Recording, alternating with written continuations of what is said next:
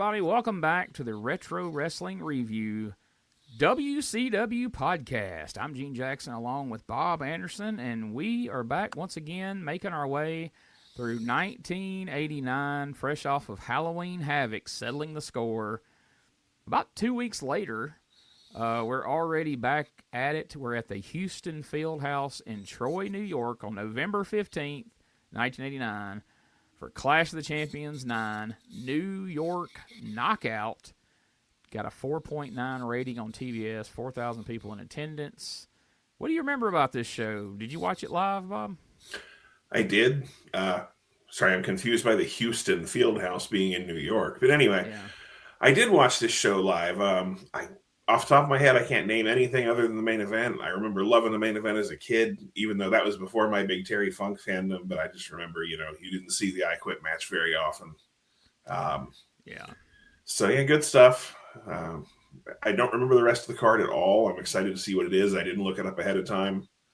But, yeah, no, I watched most of the Clashes as a kid because that Wednesday night selling point, it wasn't too much past your bedtime, but... Man, yeah, like it got you through the week. Like when you can get hyped for something in the middle of the week and look forward to it, then you're on the downhill slope to the weekend then. So those were always great times. You could watch all the Fallout Saturday at 6:05. That's right. And I won't spoil the card. I don't know what the whole card is, but I do know that we will see an appearance from the Super Destroyer, a masked wrestler. Ooh. And you'll never guess who the Super Destroyer is. We won't spoil it. Is he from New Jersey and has a large flat ass? He may be from Moscow, New Jersey. I won't deny that because I don't want him to blackmail or terrorize me. So, Perfect. Hint, hint. All right, so here we go. Let's go ahead and get. You think he'll get the victory, Gene? Oh, I doubt it. That's the irony. He's got one of those ironic names. Okay. Oh, my God. Why are we still on the screen? This new format's already gone awry. Fucking hell. Oh, no. Boom. There we go. Oh, you should have at least left us up until the Western States Heritage title was on the screen. Oh, yeah. I'm afraid I wouldn't get us back off after that. You say you want to get me off. What? Wait. Whoa. Oh, man. I don't want your belt. We're starting strong. That gold belt. I don't want your family. I don't want your money. I want something that's more valuable than that ever will be. More valuable than I want your David pride. and Charlotte. We're not talking about championship belts. We're not talking about women or cars. We're talking about something that both you and I have held higher than anything else. And held first and foremost in our two careers. And that's pride, that's integrity, and that's guts. Yes.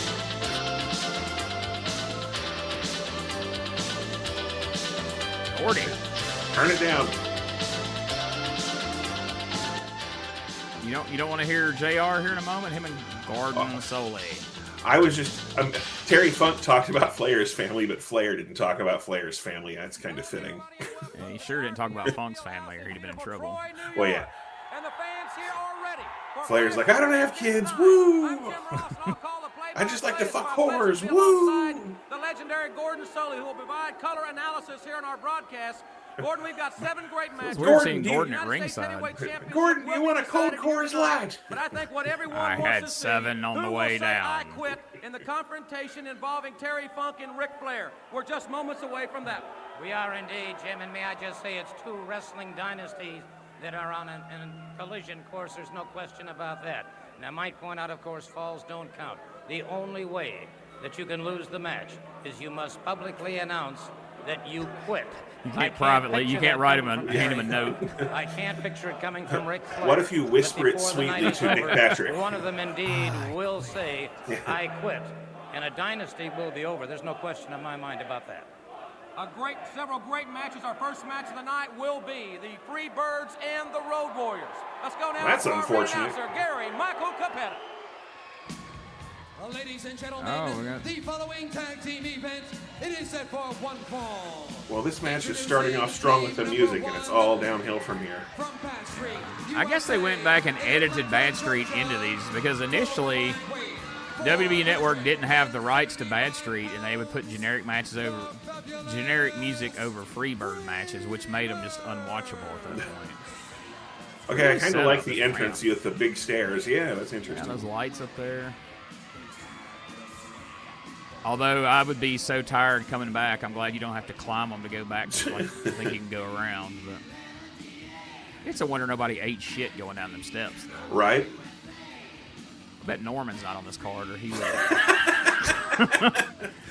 Yeah, some of these guys weren't that coordinated.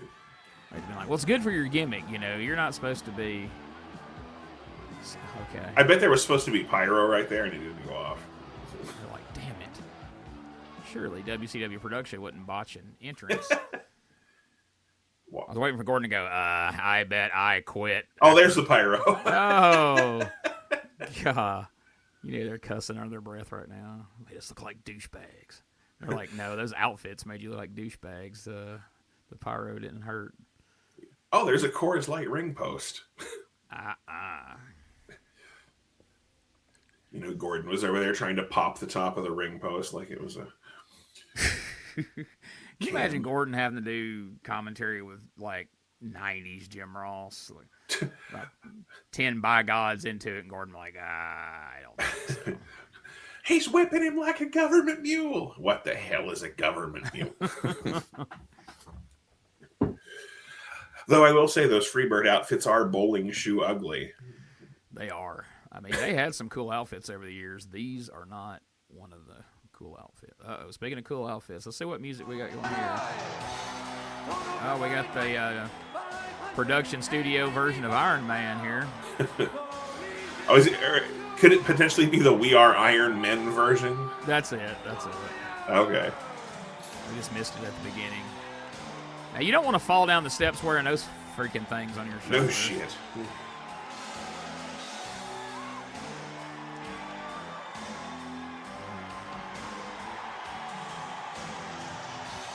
Paul Ellering thought Paul Jones looked so cool in his outfit back in the day, he decided to replicate it in '89. It's a little darker, though. He's a little bit. He's not dressed quite like Kimchi. Yeah. You ain't kidding. That's a joke not enough people have made, that if you'd have put a mask on Paul Jones in '86, he'd have been Kimchi.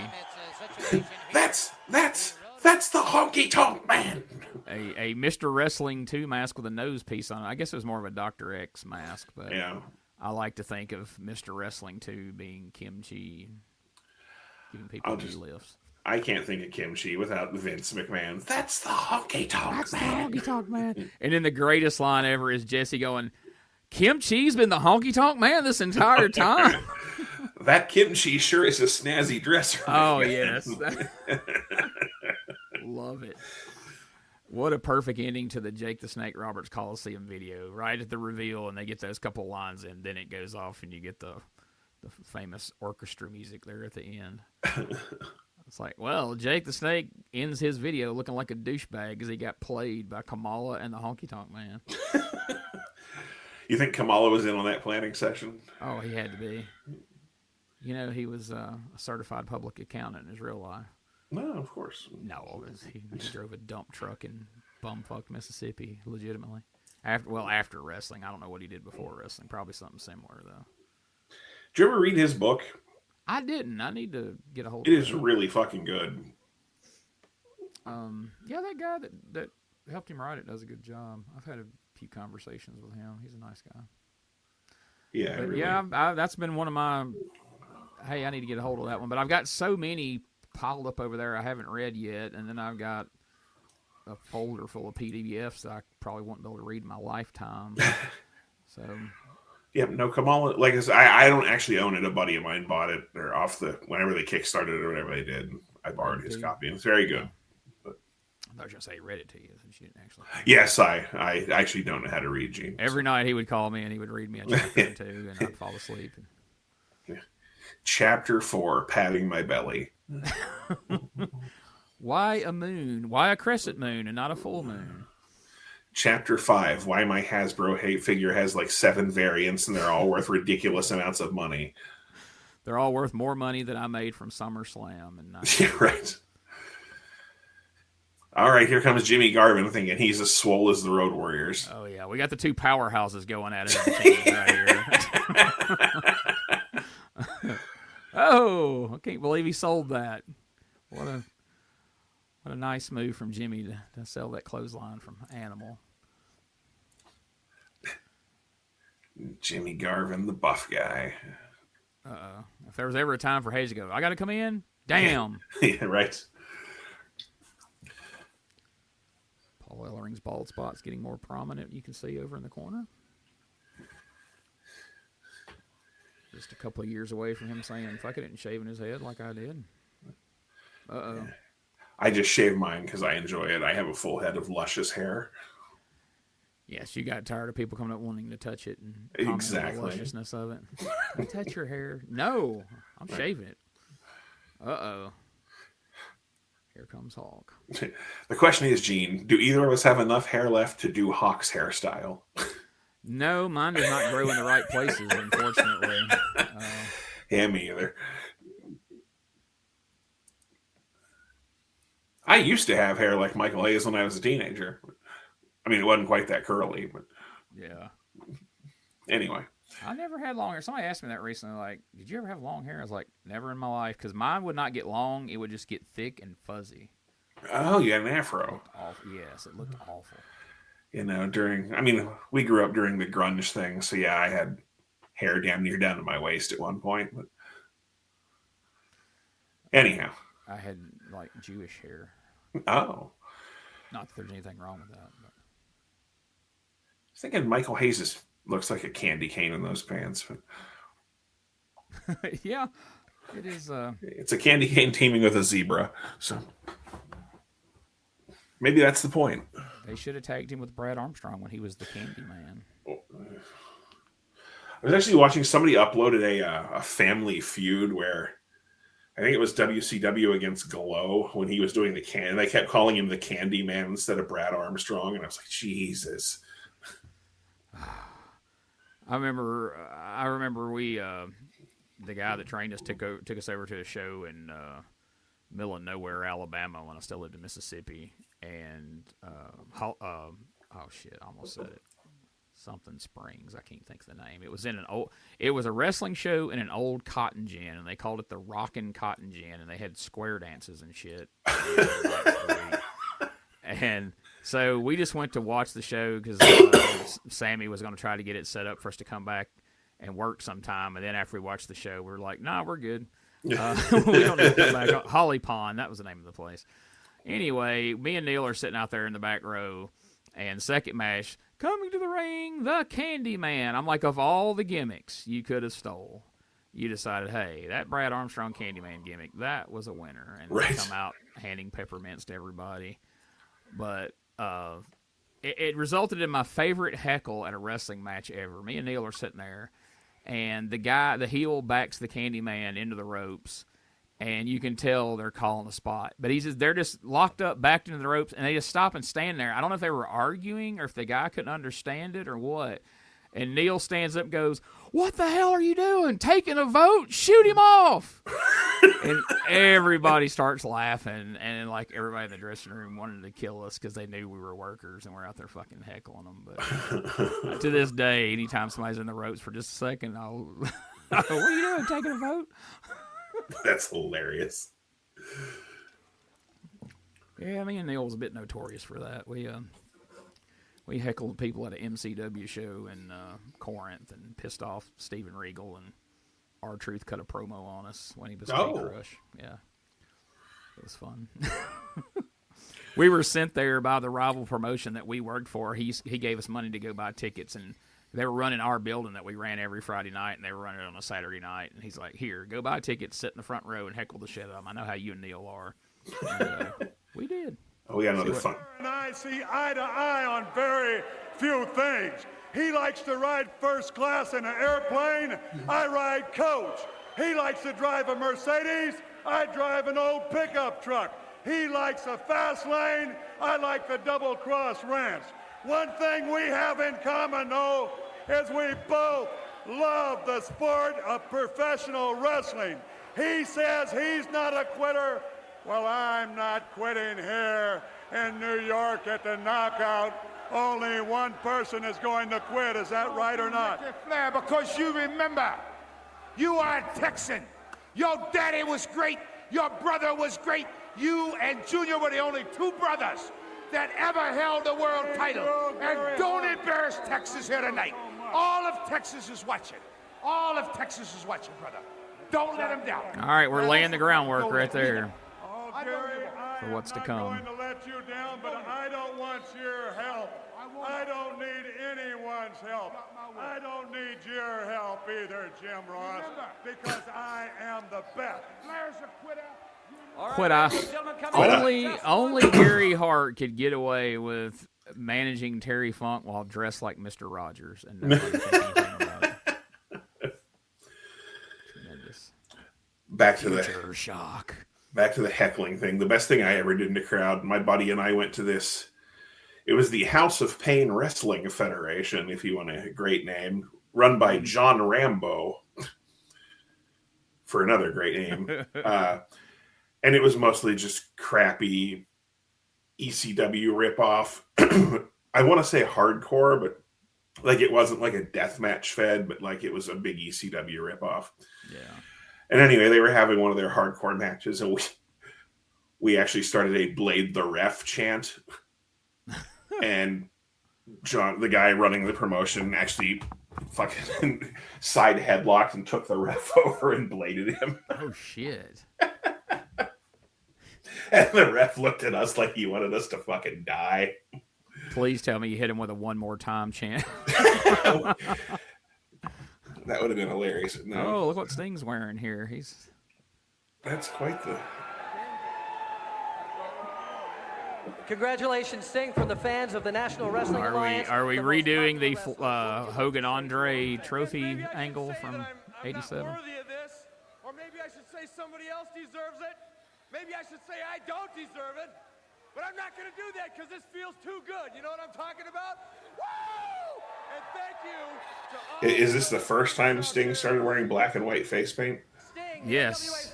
He liked it, and Well, I'll tell you something. He's certainly deserving of I'll that remember award, that but for we later. have one more award, ladies and gentlemen, we wanted to do here. And Bill, why don't you explain this one?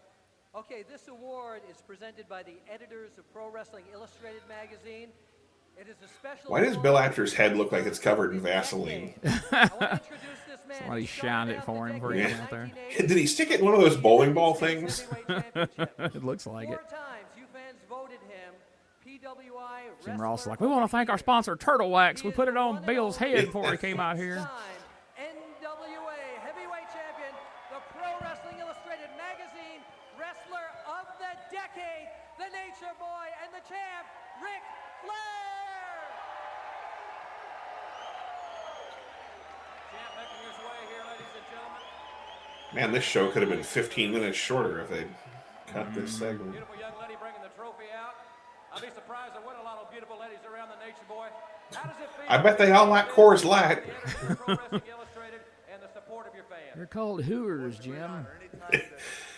Yeah, my daughter Diana better not be there then. You were selected by the fans and by your peers as the greatest wrestler of the last 10 years. It's a tremendous award. I just want to say. Yeah, the next 10 is going to be questionable, Rick. Yeah, and the 10 after that get real bad. Wait till you see the 10 after that, pal. Woo! Car Shield, woo! Play the North Carolina lottery. Woo!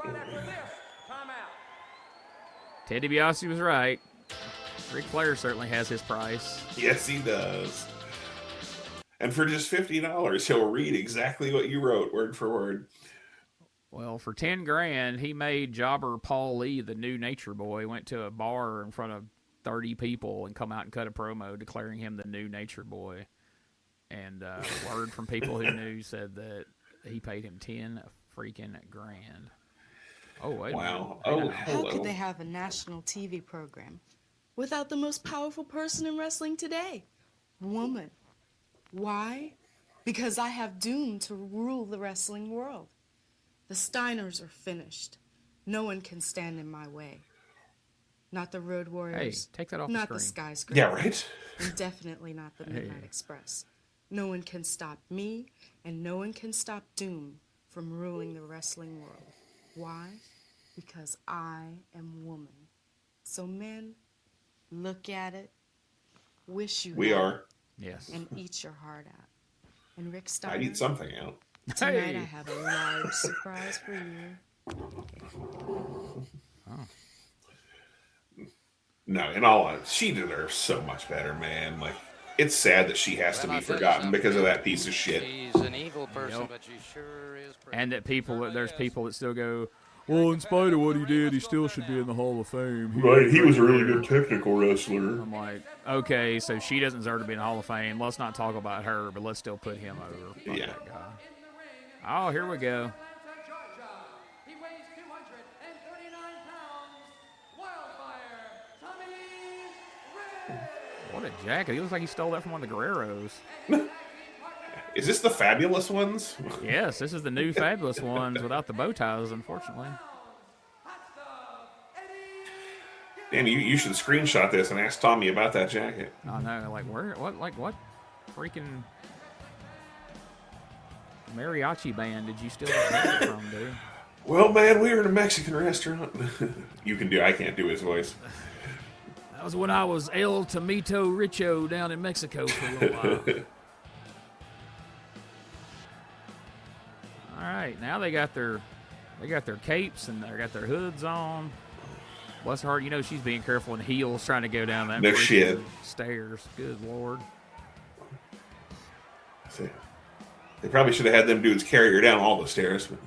They're like, suck on this, Flair. She's got a bunch of dudes carrying her out there. Yeah, right.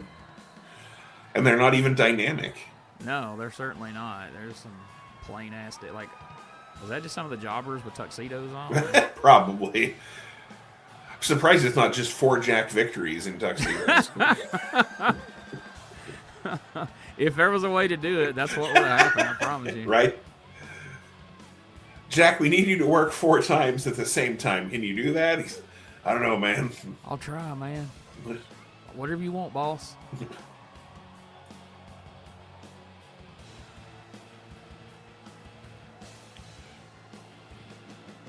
Those are pretty cool capes they got there. They should have kept those around. They only wore these a couple of times. Hell yeah, they should have. Oh, yeah, and we got the Doom on the back. Yeah, I don't know why they didn't keep those. I wonder who ended up with those. I'm sure some collector somewhere has got it hanging on thing just waiting for Yeah, the guy WWE to come crawling. Yeah, whatever that guy from WWE's name is that will come and offer to buy it. Whenever they do an episode about Ron Simmons on season 14 or something. Yeah, once they get to Ron Simmons. They'll go buy his little Nation of Domination beanie first before they go looking for the Doom robe.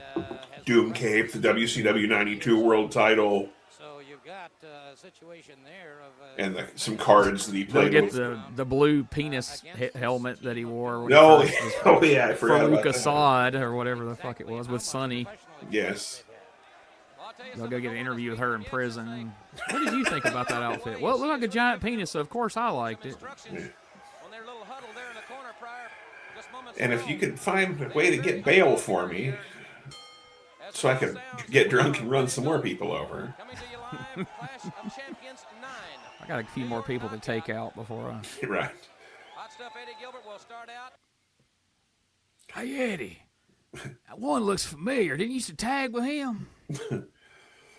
Nope. I had that 60-minute match with the Fantastics on the one Clash of Champions that didn't think was ever going to end. No, these are 2 totally different guys that we've never seen before. And he's like, no, Tommy, these are brand new guys that no one's ever seen, remember? Yeah. We fired the 2 black guys that worked here before and got 2 new guys. That But play then the these affirmative roles. action part of TBS said, hey, wait a minute, you got to replace those 2 guys. And then we hired Bill Watts. I mean, wait a minute. Bill Watts said, what are you doing with all these black guys? I mean, let's make one of them champion. And fire the rest. Fire the rest. Where's Hank Aaron? We don't need but one. And tell Hank Aaron that I said, never mind. He's the token. I mean, the champion. Look out, Doom number 2. Is Ron spelled with 2 O's? Rune. Rune Simmons and Booch. You know what this show needs? Fargo and strutting around him there, Eddie. This show needs more Buddy Landel. It certainly does. Everything needs more Buddy Landel.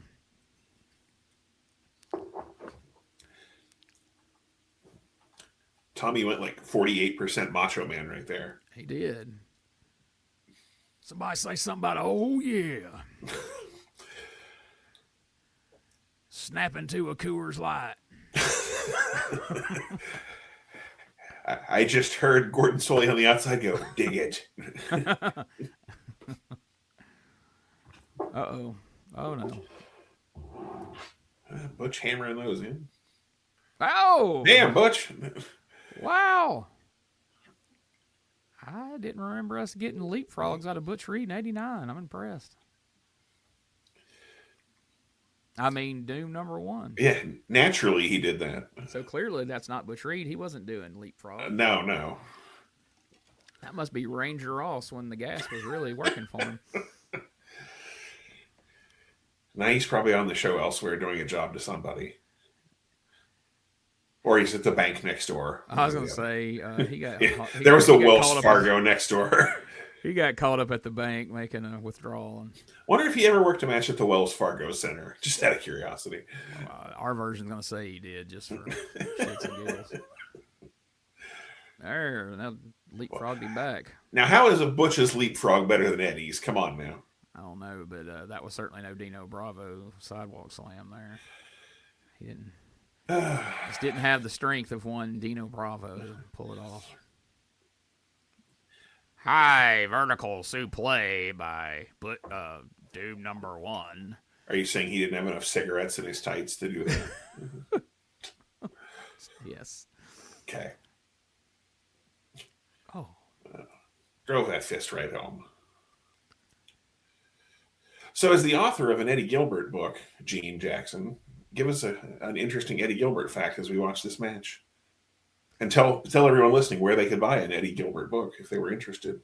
If you were interested in buying something like an Eddie Gilbert book, you could go to Amazon.com and search Eddie Gilbert book, and you would immediately find the book that me and Doug Gilbert wrote, and you can get it in both paperback, or you can get the Kindle version if you want to be able to read it from your tablet or your phone when you're at work. You're supposed to be working, you can be reading about Eddie Gilbert. But interesting Eddie Gilbert fact. Well, He didn't love being a babyface in this era right here.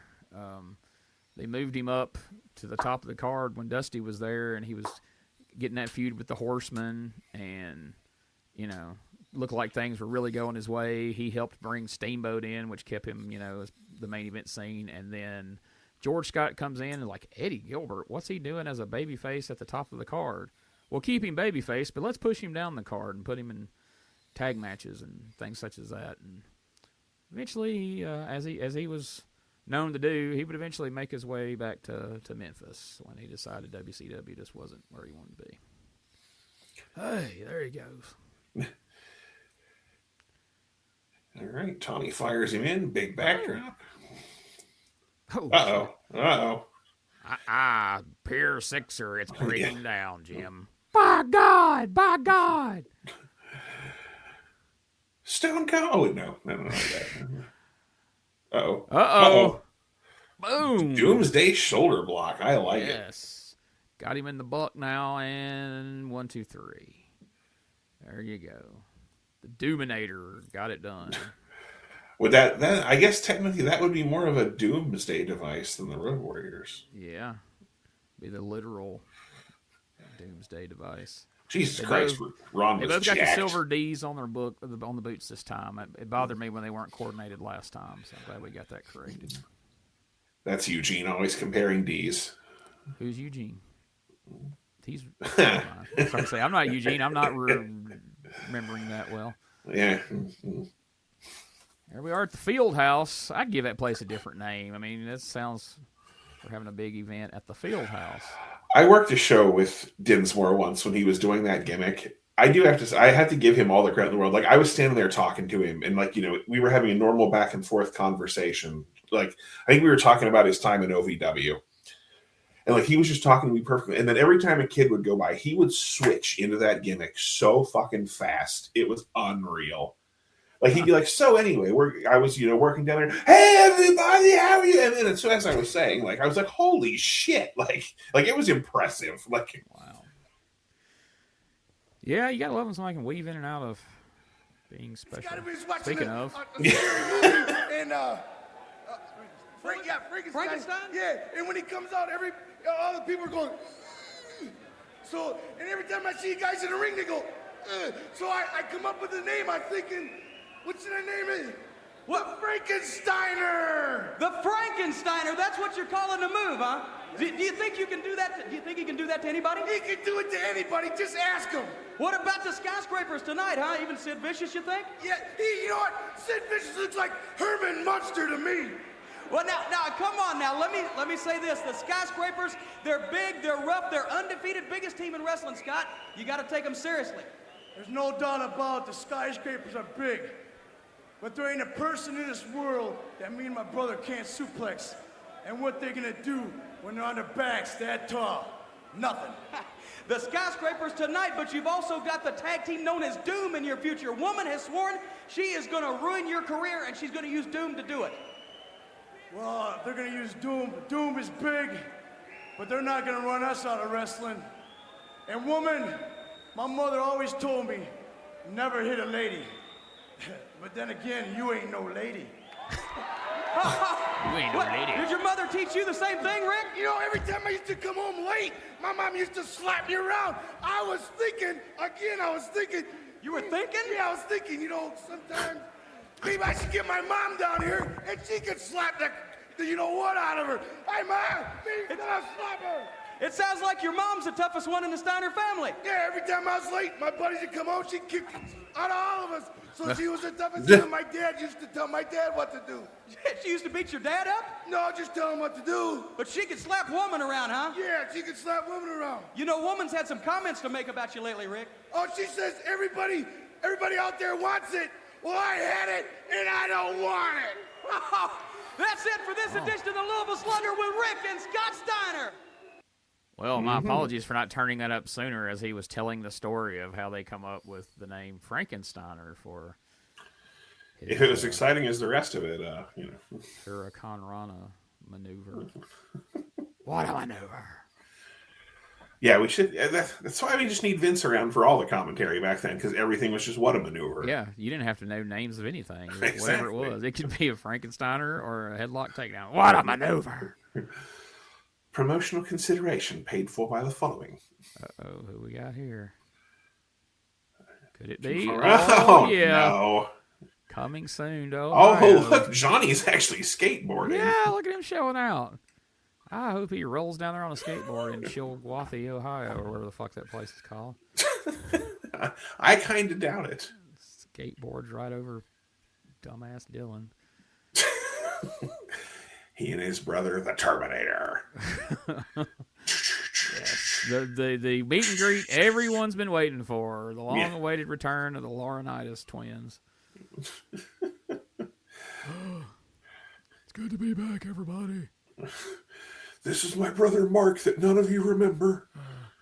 Don't worry, you can come get autographs. I completely sold Vince out to make sure that I get dropped out of the lawsuit. So I'm not saying I didn't do anything. I just stooged off so I didn't get punished. Oh, Stan's got his big shoulder pad jacket on tonight. Yeah, my God. Look out, Road Warriors. These guys have got the true shoulder pads of WCW here. So, those are some jackets, damn. So at this point, the Midnight Express have somewhat turned back heel, and Cornette's kind of caught in the middle because he had been advising the Dynamic Dudes and managing the Midnight Express. Wait, is this odds with them? Is this the match where the New York crowd just completely shits on the dudes? Yeah. We should probably turn that up. The Philadelphia crowd shit on them hard at Halloween Havoc. The New York crowd followed suit. These gloves they got on. Oh, yeah, look at that. Those latex? Are they fixing to do an exam? Or? And so he goes to the new Are they using the mandible claw now? From the other end? Sit down and watch this match. I know he's got to be having a gamut of emotions. Oh my God, they got this rainbow on the damn. What the hell is this shit? It's like a half a Brutus beefcake here. The only team in the NWA history to carry the U.S. There, Bobby's taking it off. Okay. It's like, Bobby was like, I'm having no part of this shit. Like, I told you it was a dumb idea, Stan. Stan's like, it helps with my karate. Reportedly, you hear stories about the fact that there's sort of a triangular. All right, maybe we're not going to turn it up.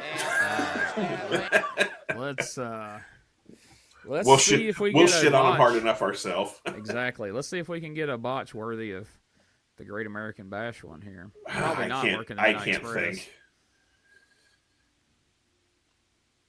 Poor Bobby. No matter how dark of a tan Stan got, he didn't care. He did not go to the tanning bed. He was just... Hell no. He was busy eating slaw dogs. Bobby, one of the absolute greatest workers of all time, but always looked like a bag of milk as far as...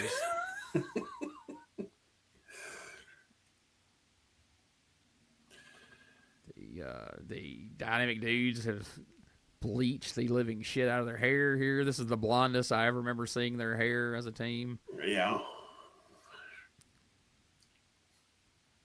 Like, Sun In's just not getting it done. We're full on bleaching this shit. Maybe that's why the fans are reacting poorly. Our hair wasn't blonde enough.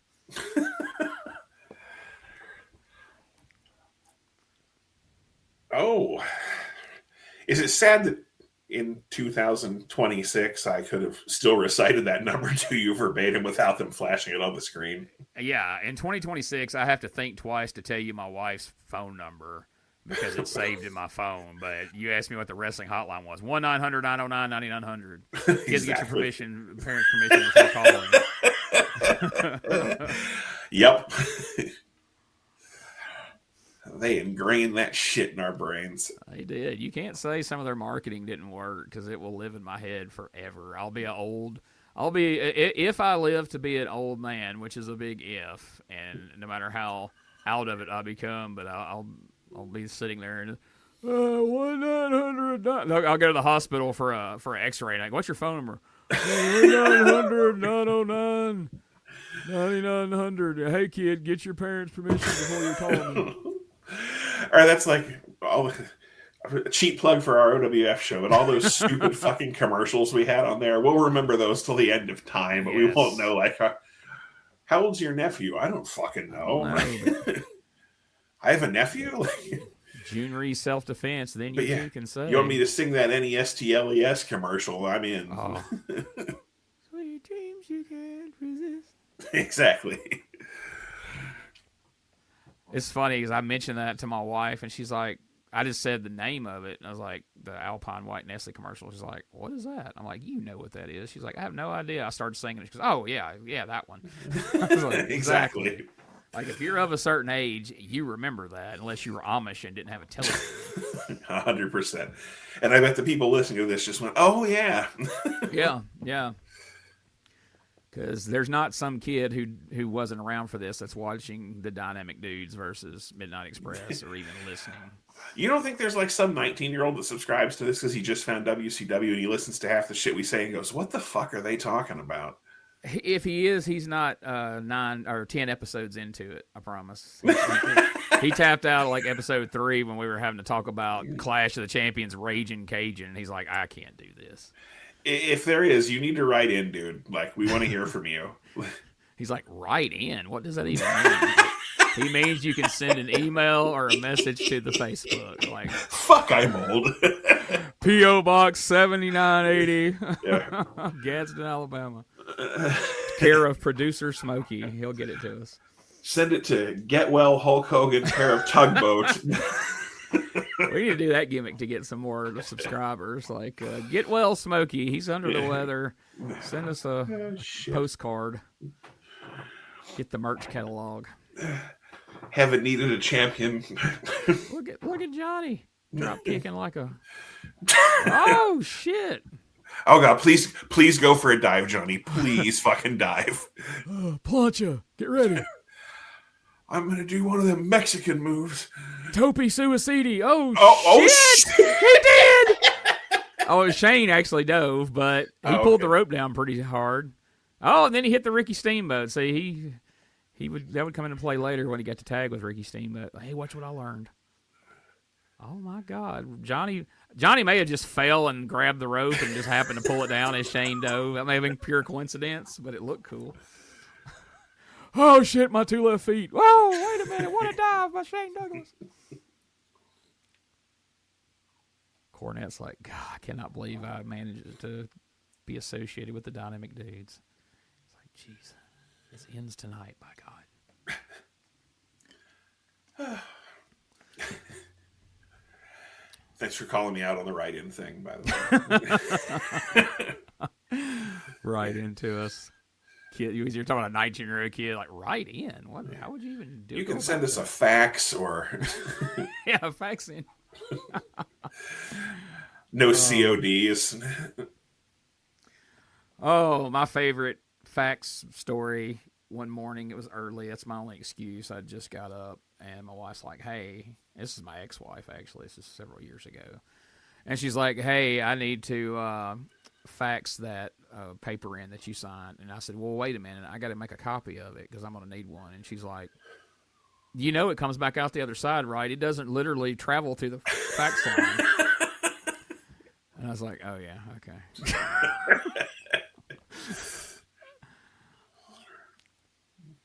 Sometimes you just got to take one on the chin. Like, you can't even have a comeback. You're just like, yep, that was me. I said that. I'm going to own it. I'm just going to sit in it for a while. And, yeah, have fun with that. Whoa. If that had been Johnny, we would have had a broken neck right there. Oh, my God. That would have been an absolute calamity. Look at this. Boy, this is like AAA or something here. They're just jumping and backflipping. And if Shane does the La Parka dance, I'm going to give this 5 stars. Johnny and Stan are looking at each other like, fuck that. Like, let's get in here and slow this thing down a bit. Yeah.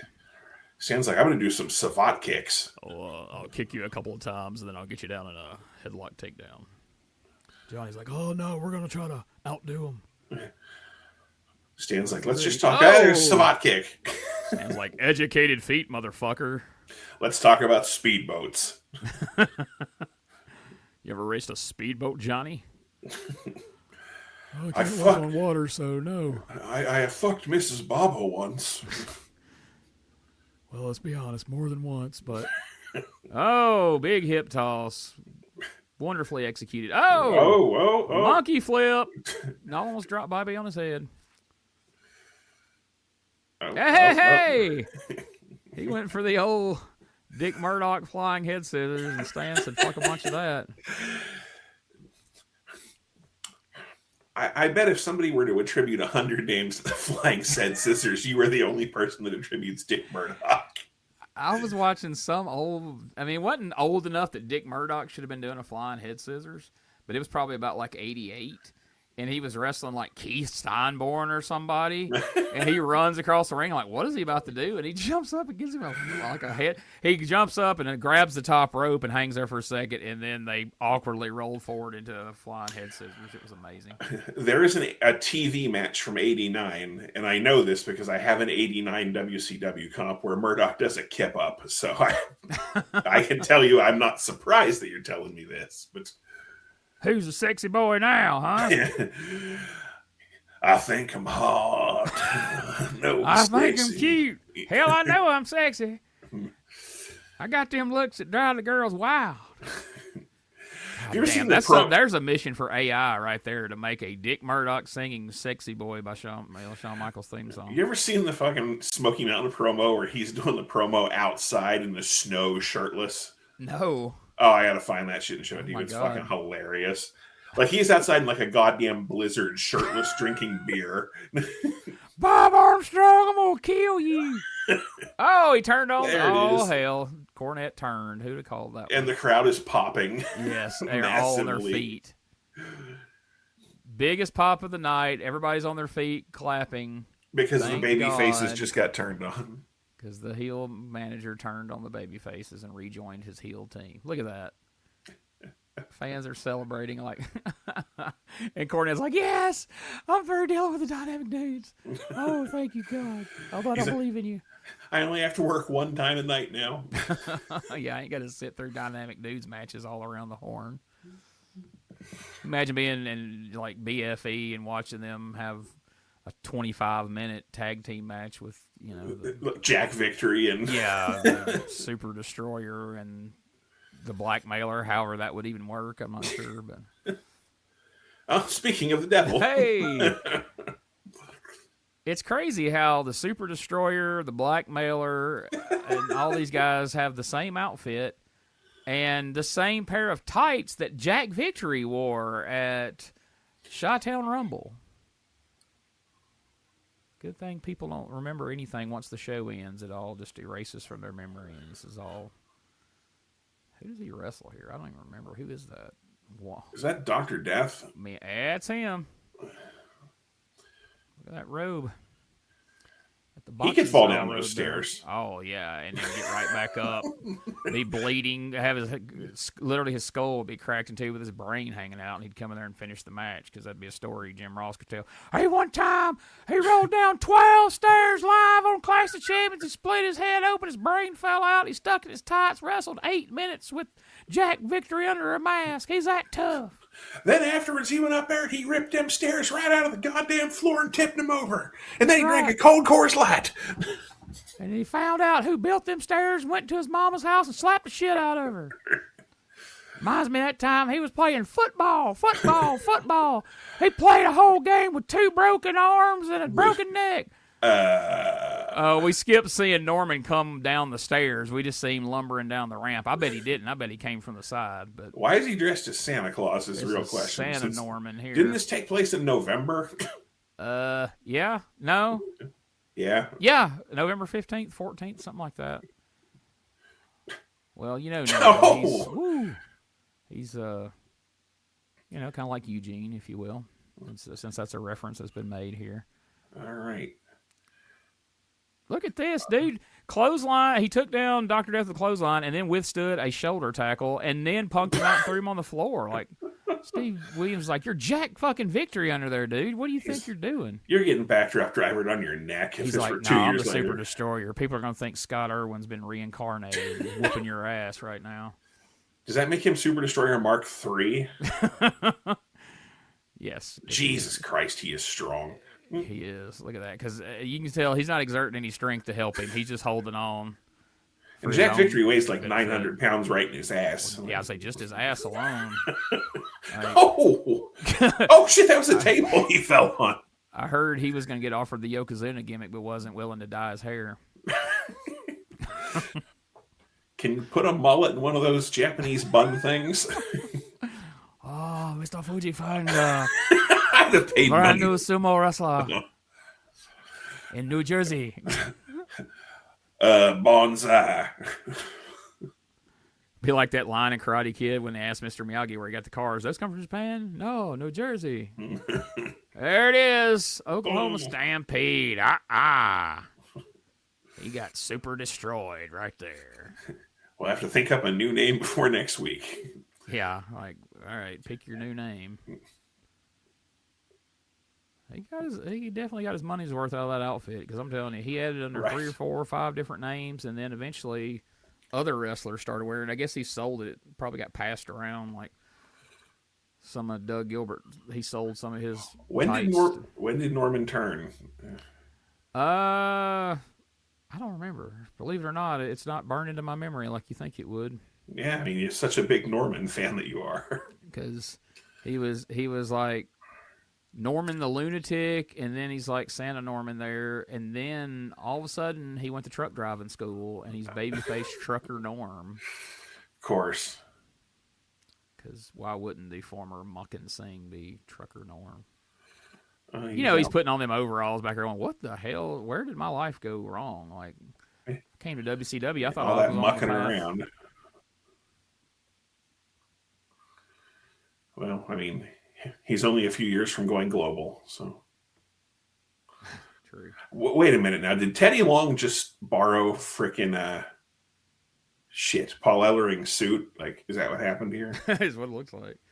Ghettoed it up a little bit. Hey, player, let me wear that. He looks like ghetto Paul Ellering. Or did they just both go to like the Paul Jones estate sale? Even though he hadn't died yet at this point. His career had, so. Yeah. Shut up, Gene, play into the gimmick. Skyscrapers. Let's see if there's anything interesting to hear here. Is that Tina Turner? Simply the best. Of course, we had to cut out Welcome to the Jungle, which is what they've been coming out to here.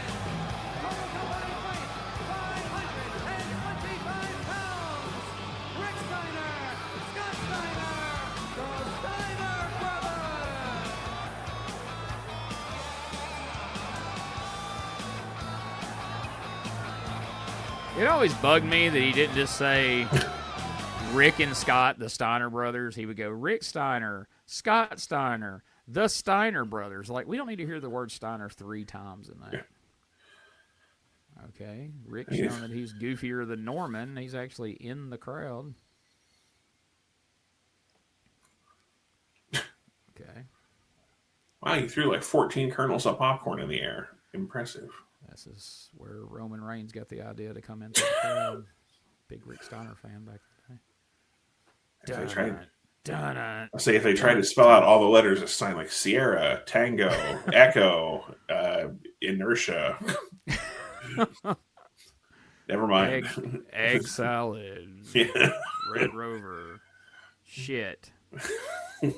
Steiners. You don't give Sid the night off. Are they having a who can make the stupidest face contest? I'll tell you what, it's a it's a tie. Close race right there. Damn, every time we see Spivey, he's tightening up that mullet. I mean, look at that shit, son. Right? That is top notch. I mean, he's got the side shave just right. The back's a little wavy. I mean, exactly, but it's definitely business up front. I mean, it's Bart Simpson. Up front at this Rick point. had his down. That was great. Damn player. You're going to have a tag team. Oh, wait, never mind. Where's the Undertaker? Who? Oh, he hadn't have a single match with me, Mark. How about that? How about that, player? He going to be a skyscraper pretty soon. Those are some shiny-ass red boots that Spivey got on, too. He does. I remember the little red boot era there. He had always had weird boots because, like, he had the big red ones, and he had the green and yellow ones, and then he had the striped ones that looked like he got them from Dangerous Danny Davis. They never really suited his gimmick. Remember when they just, were like, we'll just replace Barry Windham with Dan Spivey, and no one will notice? Yeah, yeah. And he initially shows up with those big furry Bruiser Brody boots that he was wearing when he was tagging with Scott Hall, which looked really weird on WFTV as one of the U.S. Express. Oh shit. Jesus. How you like getting dropped on your head, Spivey? Sid jumped down off the apron on that. He's like, I ain't even gonna let him come over here and grab me. Yeah, Sid's like, I'm not tagging into this one. He's like, my lung. Oh, my lung. Yeah, he'll puncture my lung doing bullshit like that. Look at that guy. Jeez. Holy shit. Woo. Where'd they let him out? Hard times. Looks like one of your neighbors down there. He does. He looks like an extra from a zombie movie or something. Just got through filming the Thriller video before he jumped in the crowd at the Clash. Darkness falls across the land. We got Vincent Price joining us here on commentary. Thriller. Creatures crawl. Oh, what the fuck are we doing? No! Oh my God! That's what you get for suplexing him, I guess. Bobby's like, you want to break necks? I got you, son. He said, I'll put you down so low, there's no chance in hell you can protect your neck. He's like, sidewalk slam. Sidewalk slam. Just kidding. Like, nope. Jesus. Golly. All right, I think we're about 38% shoot right now. For anybody listening to this and wondered why they call him Dangerous Dan Spivey, not only did we learn why it was called Frankensteiner, we learned why he was called Dangerous Dan because he literally just had to break Rick Steiner's neck on purpose. You really need to be on Patreon and watch this because I know listening to this, we're not describing like who's doing what. We're just reacting. What the fuck was that? He dropped himself on his own head. All right, this is match of the night for sure. Maybe that was a message to Spivey like, fuck you, I'll break my own neck. I don't give a shit. Steroids, son. Sid looks nervous, dude. He's like, I ain't never had anybody out here who can hurt me. Like, I'm used to throwing these jobbers around on their heads and shit. I ain't used to somebody throwing me on mine. Sid's about to tag in and throw the lightest goddamn punches you have ever seen in your life. He's like, I don't work like that. We're working tonight, dude. Yeah. I'm from Memphis. We don't hit nobody. Right. Sid's like, don't worry, you got that big old cushion on your head, all that damn. Sid's about to give like the weak, like, you know how like when you meet those workers that are like fucking like 380 pounds and they give you like the sissiest handshake ever. Like he's about to tag in and give them Sid literally just went fuck this and got back out of the ring. And they wouldn't, and Tommy Young wasn't having it. Tommy was like, get your ass back in here. He really does look quite tentative, doesn't he? He does. That is as nervous as I've ever seen Sid look. Like, right there, he's whispering. He's like, we're working. We're working. I'm sorry. He dropped Rick on his head. That had nothing to do with me. Oh. He's like, we'll just do a bunch of moves where I don't actually hit you. And then you grab the I'll arm. just miss everything and then I'll tag out. Sid's like, get him in the corner, tag the fuck out. This is going to be a fun way to watch this match to see if Sid actually does anything now. Oh, that didn't connect at all, but Sid made up for it. I think Scott took that bump on his neck on purpose. Like, Sid literally missed a fucking shoulder block and took 2 arm bars, and that was the whole of his it. Oh, God, oh, God. Oh, my guy's going to do it to Scott, too. You son of a bitch. You know, Scott was probably like, I will kill you. If you don't kill me right now, I will kill you. Brother. That was, Jesus Christ. Oh, my gosh. Like, I didn't look at wrestling that way back in '89, but, like, when you look at it now and you're just like, this is an interesting match simply on who's going to outstiff the other and end up hurting somebody. And then Spivey just went ahead and like, well, I'm going to go ahead and win that round right now by just dropping Rick Steiner completely on his head, unprotected. Like we said, the look on Sid's face was worth every fucking penny. That clothesline was a little snug. Like, let's do it again. Oh. Uh-oh. They barely touched him. Yep. And Sid's going to lay on that apron now and go, yep, do what you will to him. Scott's like, no, you'll lay on the floor. Oh, look at that shit. He ran straight into a Frankensteiner. Right in the middle of their spot. Where's the other one? Oh, okay, there they are. Beating up. Yeah, there he is. Wow, that was a weird spot. Somebody in the back was like, all right, somebody needs to run in before these guys kill each other. Oh, Doom hit Spivey. Oh, is this setting up that shitty tournament next one? Oh, yeah, because it's going to be everybody against everybody. And, oh, here comes a woman in and clobbered him with her shoe, and he liked it. I'd work stiff with her.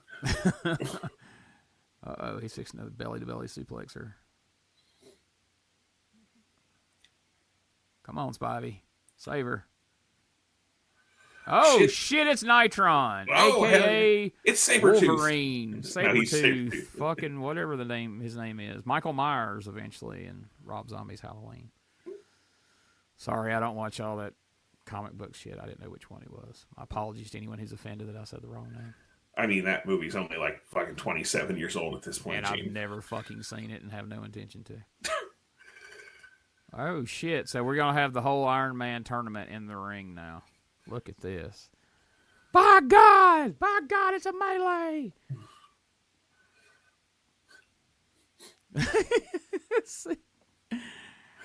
Sid's like, I just want to go play softball. I've never seen Sid look like such a pussy on a show before. It's hilarious.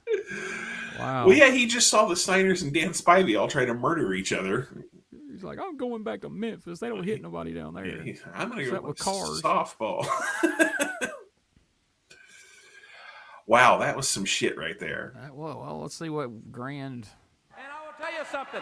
At Starrcade on Wednesday night, December the 13th, you'll get your chance to wrestle Doom. You'll get your chance to wrestle the Skyscrapers. You will be wrestling the Road Warriors, but it looks like there's an allegiance being built with the Steiners and the Road Warriors here tonight. That's right. That's the way me and my brother like to get it done in Detroit. And that's the way that Hawk and Animal get it done in Chicago. So at Starrcade, Doom, we're coming after you. And Hawk and Animal are taking care of you guys, Skyscrapers. Yes, to the Jim Ross! The Steiners have grown up together all their lives. Hawk and I have known each other since we were little punks till we grew up to be big bad apple punks. And now you don't mess with something as close as family because you step on their toes. They're from Detroit. They know what it's like. They didn't go picking daisies. They kick butt. We're from Chicago. Like Oak says, we snack our Where's he daisies, from? dine our death, and Chicago. Skyscrapers, dude, we're gonna make you eat your lunch. Tell them, Hawk. Hey! I wouldn't mind if somebody made me eat my lunch. Right? What kind of threat is that? All right, Gene, you got to take a clothesline from one of these four guys. Which are you picking? Oh, my God. Honestly, I think Animal. Yeah, I think that's my choice. I think he'd try to do his best to not kill you. Yeah, he would be the safest of the bunch because look at Hulk right there. I mean, I don't want him running through me. And, of course, the Steiners speak for themselves. But right. Animal, honestly, from what I hear, was the safest, and his stuff looks the safest.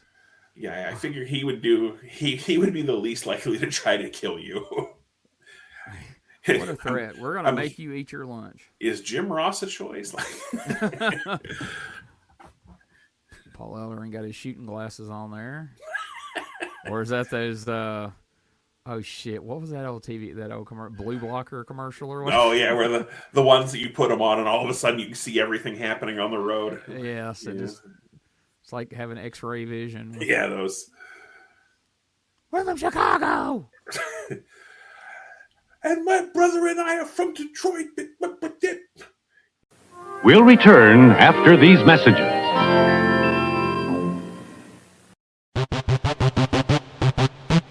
Ladies and gentlemen, welcome to Give Me Back My Pro Wrestling, the podcast that's based on the old school but can still help you find the good stuff from today.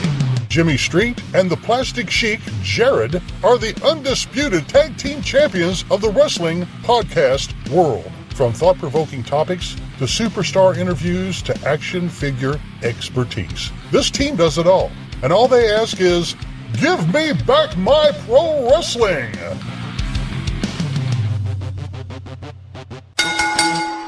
Every other Thursday, wherever you listen to podcasts. Hey guys, Ray Russell here. Lots of new stuff happening here at WrestleCopia. If you haven't checked out our website at WrestleCopia.com, it's a great way to keep up with the latest episodes of all of your favorite Copia programming, from the Wrestling Memory Grenade to Regional Wrestling with the Territory Talk, the Wrestling Stoop with the legendary Bob Roop, and of course all of those programs also available at your favorite podcast streaming platforms.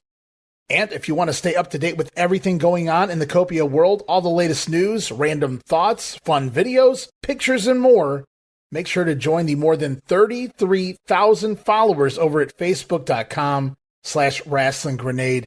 Don't be left out. And last but definitely not least, it's what keeps the entire machine going. I'm talking about Patreon.com/WrestleCopia. We appreciate your support in helping us pay the bills to keep the WrestleCopia Podcast Network running and enabling us to continue to bring you all the quality programming that we offer.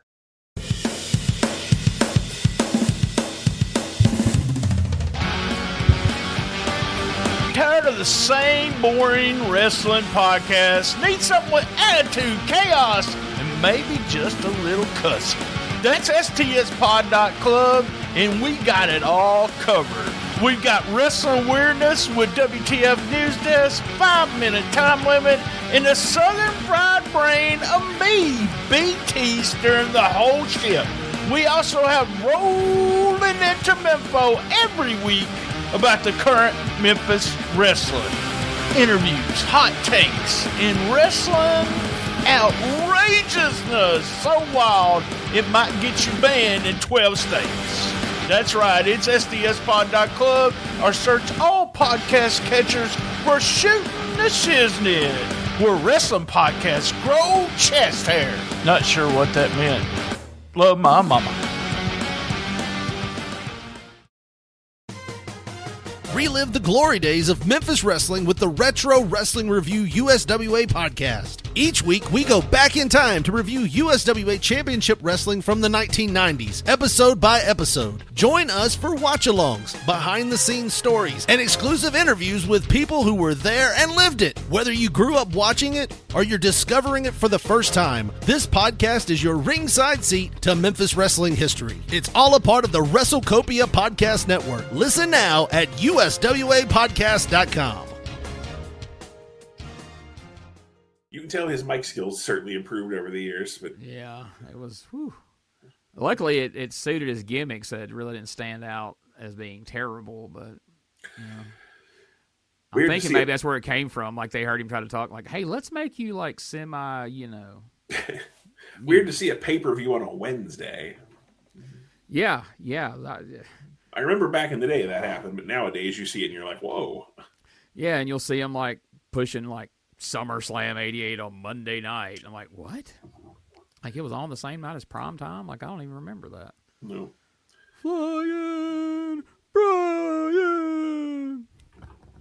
Has he finally got his Cincinnati Bengals tights? Yep. This is the actual Flyin Brian here. He's got. Well, no, it's not the Bengals. I think it's just orange actually. Son of a bitch. Come on, get your tiger stripe tights, man. Luckily he had them by the time the Galoob figures got made. Right. Those poor bastards in England got them just wearing plain blue trunks. Yeah, I never had the Brian. Never had that one. I'm trying to collect all.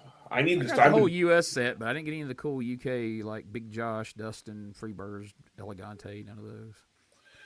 Yeah, I've been trying to, like when I go, my buddy and I go to toy shows, and I've been trying to, I had gotten rid of all mine, and I'm trying to recollect them, but I haven't.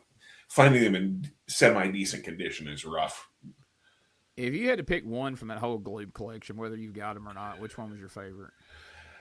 Probably the Barry Windham. Boom, that's what I was going to say too, for sure.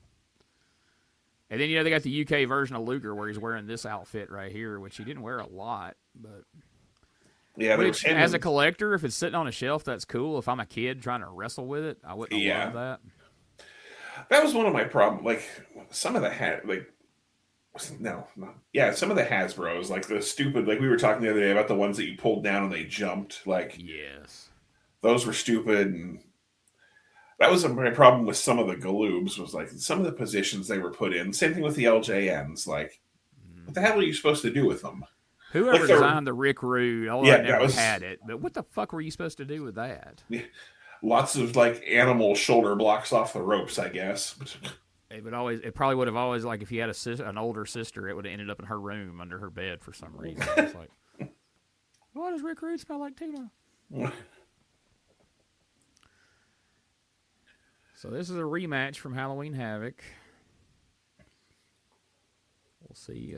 They had a pretty good match there. We'll see if it holds up here on the Clash. Love that U.S. title belt. I would love to have a replica of that in my... That is a good one.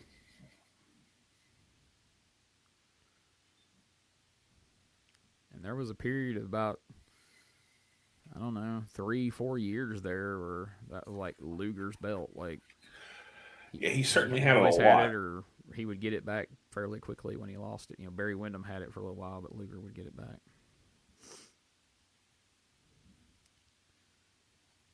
Nick Patrick. That's the NWO ref. I know I say that every time, but I always thought it was so fucking stupid. And then they would do those videos where he's got the freaking ski mask on. Yeah. Paying tribute to his dad, maybe? I don't know. A couple of those were funny, like where it was like Pez Watley wrestling on NWO Saturday night. But they would attribute all this weird shit to him in his bio. You could tell, like, Kevin Nash and them had at least seen some of those JCW videos or something because their commentary was similar. Luger wearing red. Wow.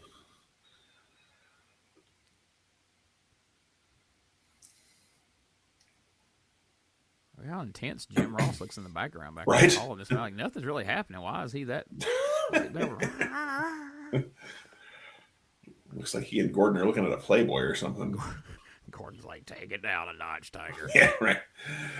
I know both of these guys used to play football, but none of us give a shit, Jim. Right. You are the only one that cares. Give Bill Watts a call and tell him about it. You and Bill go have a circle jerk in the corner about football. I'm here to call wrestling action and a suplex. High vertical suplex. And I'll have a martini. Oh.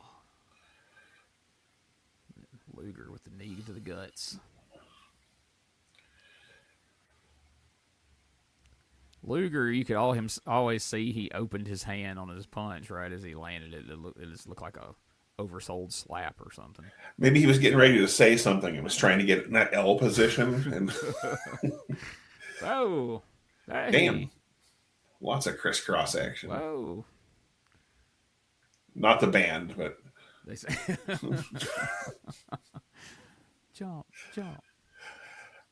Warm it up, Gene. I'm about to. Now, where else can you get those type of references, people? That right here. If that mythical 19-year-old kid is watching, he's really fucking confused now. No kidding. I'm hoping it leads to some people doing some searches after the show and be like, oh, God, that's what they were talking about. Maybe they'll find that Sprite commercial. Yeah. Yeah, I think you secretly just want to do some more of that just because there's commercials we didn't fit into the first round. You're damn right. I'm with you. We're going to have to start putting commercials in these shows or something. Yeah. Wow, there's some dude in the back super pissed off giving Luger the finger. Anyway, go ahead. Sorry. If they weren't so goddamn long to start with, I would. But that's true. What is Luger doing? Like, how is humping the air going to make your collar and elbow better? Makes it awkward for the other person. Oh, that's true. Pillman's like, oh my God, what's he about to do? Yeah. Is he going to give me the chic? Hey, up and over. Okay. Lex doesn't know how the spot works. Lex is like, I don't know that one. I've never been to Mexico. And Brian's like, that's not a spot. They really keep showing that, dude. Poster. Oh, that's a nice belly shirt he's wearing. It fit at one time when he was 7. He just keeps wearing it. It was his Pee Wee football shirt. And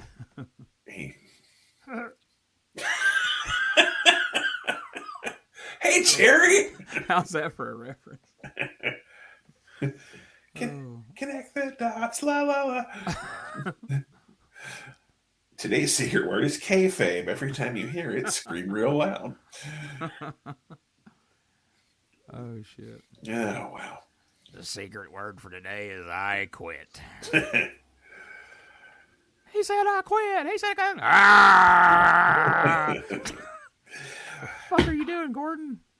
People are going to think we're drinking today. We're off the rails. They are. Like, this is going on behind the scenes. Look, this is noon on a Friday. Like, no one has begun to drink, unfortunately. Except for the people watching or listening to this, I'm sure. Oh. Like, that's our second Ricky Steamboat style. Second skin in the cat. What the fuck? Wow, that was Pillman with his Stan Lane karate. Yeah, I was gonna say that was no Booker T, that's for sure. Sucker. Go. Can you dig it, Luger? Hulk Hogan. Never mind.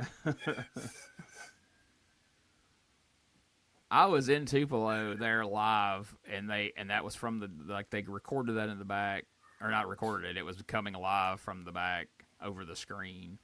And we saw that. It was kind of hard to hear over, like, the PA. And we're like, did he say? My buddy Mike's like, I'm pretty sure he did. And he's like, look at him holding his head down. I'm like, okay. Sherry laughing is the funniest part of that whole thing. Yes. If you watch it, Sherry's laughing, and Booker T puts his head down and puts his hand over his face like, I just got fired. Oh. I love Sherry to death, and yeah, her laughing is my favorite part of that whole thing. And then somebody was like, you can say it. Like, it's fine. Like, yeah, we can't get you in trouble. We'd probably get a reverse discrimination lawsuit or some shit if we fired you over that. Man, Luger oversold the shit out of that. And then we cut right to the crowd. Are we on one of those? Remember that one show we watched where they cut to the crowd like every 30 seconds? Yes. Is Jackie Crockett back filming? He may be, or somebody went to his school of production. And why did we have to tear up the Coors Light ring post to smash his arm on the ring post? My God, I don't agree with that. I like Pillman. But don't you tear up the Coors Light ring post, you son of a bitch. We'll send you back to Stampede to starve to death. I mean, is it really going to hurt more if you remove that 1/4 inch of padding? Well, everybody knows. Right. Yeah, it's a wonder he'd end up being Chucker Bryan after this, teaming up with his old Stampede buddy. Yeah. Fucking with the Coors Light ring pad. He destroyed those. We're going to have to get sponsored by Ruse now.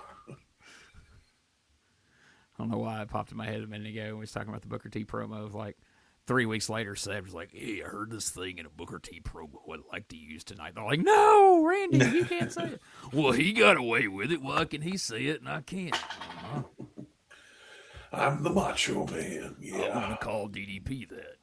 Yeah. DDP, we're coming for you. Don't say it, Randy. Oh, yeah. He didn't get fired, but I'm sure Booker T got a long talking to. Oh, I'm sure he did. Like, I mean, sure, you could have said that in 1,000 worldwide promos where they would have got edited out, but you can't say it on a live pay-per-view, dude. I wish he would have gotten fired. Not because he said that, but because if he'd gotten fired, maybe his career would have ended and I wouldn't have to hear his frickin' commentary. I'm glad I don't watch that because I hear people bitch about his commentary constantly, and I haven't. He may be the worst commentator of all time. Worse than Herb Abrams? Yes. Wow. You know how much I hated listening to Herb Abrams. I would take him over Herb Abrams. I would take him over Bruno. I would take it. He is horrible. Damn. Just horrible. Now I almost want to go watch it. You're like the third person who's told me he's the worst commentator ever, which is just the only person I might take him over is when Pete Doherty used to do commentary. yeah, look at him in there, gorilla. That kills my throat, or I would love to do some more of that. But yeah, he was terrible. Please don't. When you would turn on those Houston shows and it would be Bruce Pritchard, Mike McGurk, and Pete Doherty. Yeah. Oh, my God, that would be a nightmare.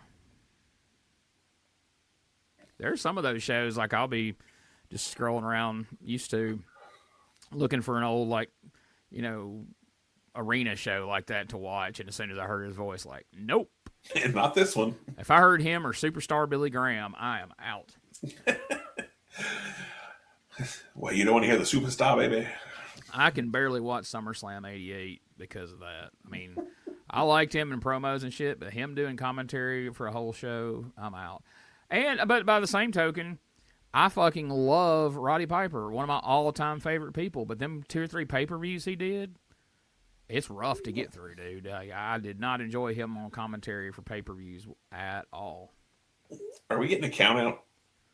I hope so. I mean, I don't know. What we need is Rod Trongard or whatever his name was. From coast to coast, from... I can't even think of a city to say, but he would do at the beginning of everything. From coast to coast, from Las Vegas to Istanbul, from Houston to Nassau. It's the AWA on ESPN. Did you like Rod Trottinger better than Larry Nelson? Honestly, I don't remember the AWA well enough to answer that question. Oh man, I watched it back in the day, but I couldn't. We got to start another podcast then. All right, we can do that. Just kidding. That shit's painful, dude. Like, I didn't realize it at the time, but I didn't really start seeing it until like late '86, and it was okay then. But as you get into '87, when you go back and see what like '84 and '85 was, '83. You're like, oh, it was already on its downhill slide by the time I started watching it. It was already, Like, if you want to do a Best of Nick Bockwinkel podcast, I'm in, but I don't know about the rest of it. Time you get to them fucking Team Challenge series, the green screen, and Rocky Mountain Thunder in '88. Oh, my God. Get the turkey, Colonel. I mean... Those teams started out with captains and teams, and then people kept leaving. They had to keep changing the captains, switching up the teams, and like by the end, like fucking the jobber, damn Jake Milliman's like got a team, and Sergeant Slaughter started out with a team, and by then he's an Iraqi sympathizer in WWF. Oh no, the ref is down. Oh man, we'd have a new U.S. champion if the ref hadn't went down, Bob. That's unbelievable. Bad luck for Brian Pillman. Yeah, well, he'll get right up and still make a 3 counter. Oh, Nick Patrick's dead. Although if Lex was to roll him up right now, I bet he would suddenly have a second wind. Maybe another referee will come running down the ramp at 6,000 miles an hour and do that slide clear across. Oh dear. Maybe, whoa. Oh my. Awkward. Maybe Teddy Long's got a ref shirt under that brown suit he was rocking earlier. He almost made Lex humble just now. Okay, he about did. Good Lord. If I'd have been Robert Fuller, Lex would have, or Scorpio. Yeah, if Robert Gibson had done that, we would have. He'd had eyes like Robert Gibson after it was over. Right? Oh, no, what a chair shot. Boy, that one would bring a tear to Bruiser Brody's eye right there. Of course, don't mention Bruiser Brody around Lex, he'll run away. Yeah. Oh, look, Nick Patrick magically woke up. That's the finish we came up with. Jeez. Oh, yeah, punch him for good measure. For heat, brother. I mean, he should probably punch him to knock him out because that chair shot didn't do it. Hell no. Good Lord. What did he bite his... Oh, I thought he was like doing a raspberry on his stomach or something there. Whoa, Nick got bumped again. I hope he's done for the night. Good Lord. Y'all want to see a real chair shot? I know that last one sucked. Oh, the mat's taking such punishment. Oh. That one hit him half in the ass cheek and half on the mat. He may have a bruise on his left buttock in the morning. Why is it? Oh, now we're going to rack him. It's been torture, that's for sure. I'll say, I felt like we've all been in a torture rack for the last 20 minutes. Does this mean there's another match coming? I mean, why would you do all this if you're done? Oh, that's why. My God, it's the Stinger! It's the Stinger! I was really hoping the Z-Man would run in. Don't turn your back, Sting. Oh, let's see what's happening here. I was waiting for Lex to get... Finally had the guts and you're gonna meet me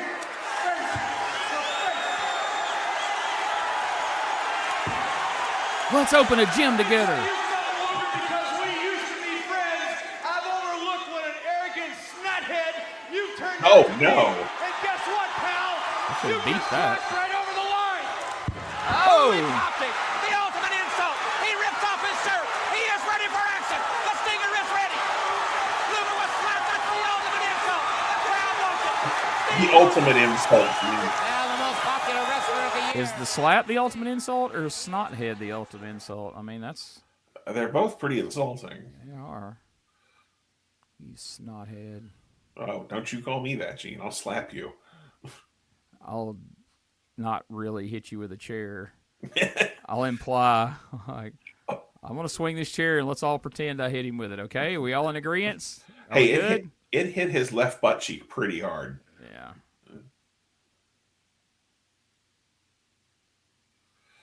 Well, there you go. He may not be flying for an hour or two. You know, they like cutting matches out of shows. They could have cut that one. I would have been okay. I actually liked the match at Halloween Havoc. This rematch didn't feel necessary at all. No. But it was all just to get to the point where Sting comes out, calls him a snothead, and slaps him. That's the ultimate insult, Gene. Oh, yeah. We all remember that for years. Like, you sit around with your buddies and get talking wrestling. You remember that time Sting come out and he called Luger a snothead and slapped him? That was great. Here it comes. Let's relive it here. The ultimate insult. Boom. Look at his hair flying around. You know that was a real shot. Oh, then he tore his shirt right off. Almost right off. He's standing on the microphone over there as they're trying to pull it out by the cord. Jim, you're being a real snothead tonight here. By God, that's the ultimate insult, Gordon. If you're going to say that, you better slap me afterwards. And then I'll give you a football tackle. I'm tougher than a $2 steak. I'll stop a mud hole in you and walk it dry. He became such a parody. He did.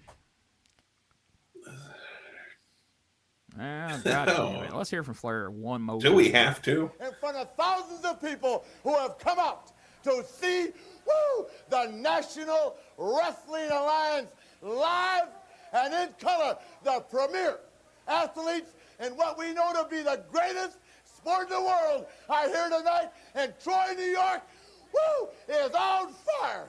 Now, Terry Funk, we know what's coming down. It's called I Quit. That means two great champions are going to walk that aisle tonight, and they're going to get in that ring with one thing in mind, and that is to make, now think about this, to make the other say, I quit on a nationally televised program. I'm thinking about it right now. Millions of people. That's humiliating. I'm thinking I need to protect my car with Car Shield. That's the end. Think about it. National television. I quit. Well, I look at it like this, Terry Funk. I'm the world champion. The title's on the line. But I'm also thinking Foley or somebody from WWF is watching this, and after he said I quit 3 times, like, you know, somebody should have clipped that from the promo and played it over the intercom like he actually said it. Hey, wait a minute. I'm also thinking that Evolution is a mystery. If you would have made me sit down and watch that Luger match 3 more times, I would have said I quit without throwing a punch. Oh, look at these cowboys they got on stage here. Is one of them Jack Victory? Somebody answered an ad in the paper. Yeah, right. Cowboys needed. Yeah, in New York. No, they would have black and silver tights on if it was Cowboy Jack Victory right now. And he'd have black and silver cowboy boots to go. He'd be in that exact same outfit, just with a neckerchief and a cowboy hat. The Cowboy-nator. The super cowboy. Yes.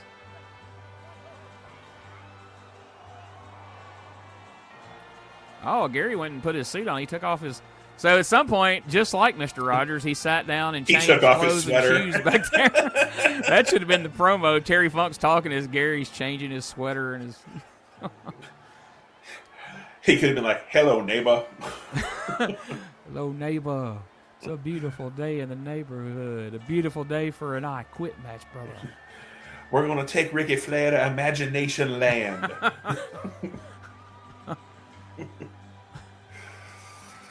Let's go over and ask Henrietta Meow Meow what she thinks about tonight's matchup. Mr. McFeely, you've brought my mail, and we're going to take Ric Flair to his mailbox. Here's a letter from a fan in West Virginia.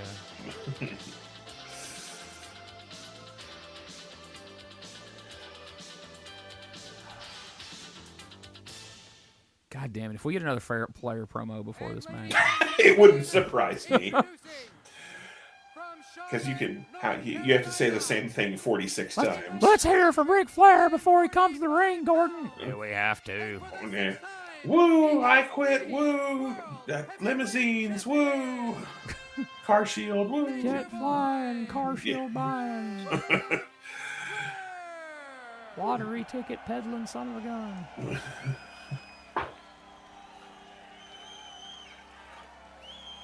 Legacy destroying. Drunk driving. daughter ruining. Superstation. Jim Ross and Gordon Soley, thanks very much for staying with us live here on Clash of Champions. So even when you're going into a blood feud I quit match, you still got to have your bitches come out with you. Of course. Surprised he didn't make the one with the white dress stay out there so he could bleed on her. Wow, that chick on the left, that is quite the hairdo, like a beehive mullet. Good Lord. She looks like a Waffle House waitress they dolled up and gave one of woman's dresses to. They're like, do you want to be on the pay-per-view? And she's like, do you want fries with that? You want those scattered, smothered, and covered? And Rick's like, I got a job for you tonight. Well, before that, we're going to have you on TV. And woo! Do you know how to walk down a ramp? Well, I've never done it professionally, but I can figure it out. He's like, I'm going to scatter, smother, and cover you later. Hey now. All right, here we go. This is a really good match. It is a really good match. I'm sure we're going to talk like dumbasses during the whole thing, but it's a good match. Talk about something stupid and end up bitching about something from today somewhere along the way. But hey, we haven't done that the whole show yet. We haven't. That's why I figured we're due for it. Other than the Booker T commentary, but it was still relevant because somehow we got from Lex Luger and Brian Pillman to Booker T. That's not even... Well, okay, I mean, I guess his commentary is modern, but okay. Well, yeah, all right. But we were talking about him... Oh, God damn it.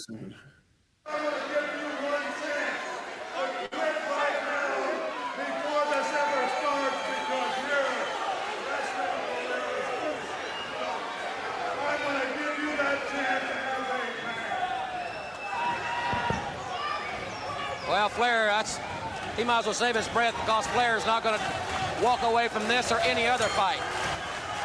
I got 2 words for you. Socket? Yes, but I can't say it on TBS. Oh. I'm surprised they kept sticking a live mic in Terry's face because I always expect, you son of a bitch. God damn it. Oh, oh shit. Goddamn horse. Oh, he was about to swing on Batman fan there, and then he slipped. Awesome. Go. My favorite clip in all of wrestling is that fan that Terry Gordy shoves in World Class, and then the guy stands up and gives him the thumbs up, like, yep, I fucked up, sorry. Oh, hell yeah. Gordy shoves that guy to the back of the arena. It's fucking amazing. And that guy stands up with this look on his face like, yep, that was my bad. I apologize, sir. Like, and you got to give the fan credit. He keeps his cigarette in his mouth the whole time. That's Texas. Why is this Terry punching the cameraman? Yep. Got in the way. Man, some of these guys are spazzing out in the front row out there. Yeah, are any of them Jason Hervey? Yeah, we haven't seen Jason Hervey yet. That's surprising. He hasn't come out and high-fived anybody. It's probably like the cast of the new Leave It to Beaver next on TBS or something. No, they only bring them in to judge important heavyweight topics. No, that's true. I forgot. Not non-title grudge matches. That's below Eddie Haskell. and the penthouse pet of 1982. All right. Those guys are just from fucking New York, then, eh? Hey, it's fighting over here. Pizza.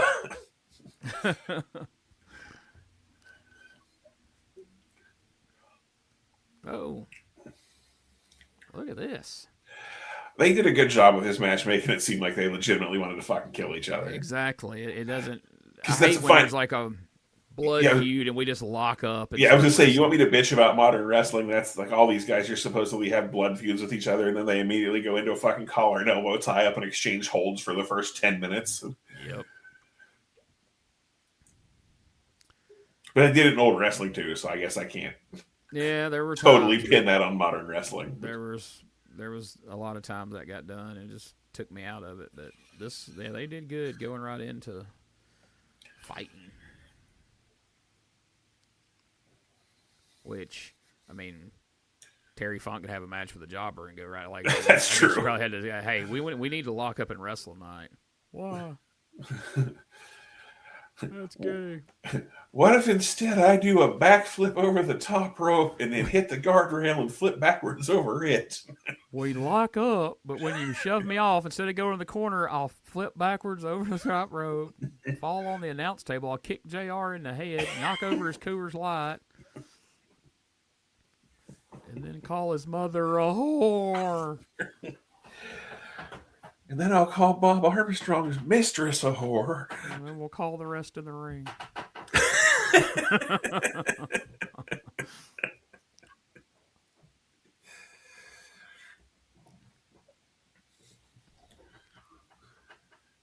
You know, I mean, I'm sure he enjoyed the money they drew and whatnot, but you know Flair was probably about ready for this feud to be over because he had worked harder in these Funk matches because it took him out of his fucking format. Working the same 6 spots. Mm-hmm.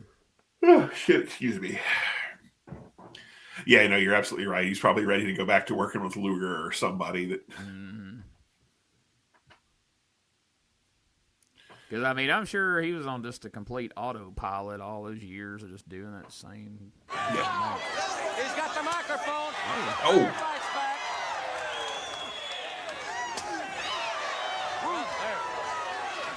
Absolute savage intensity here. And Funk rolling back into the ring.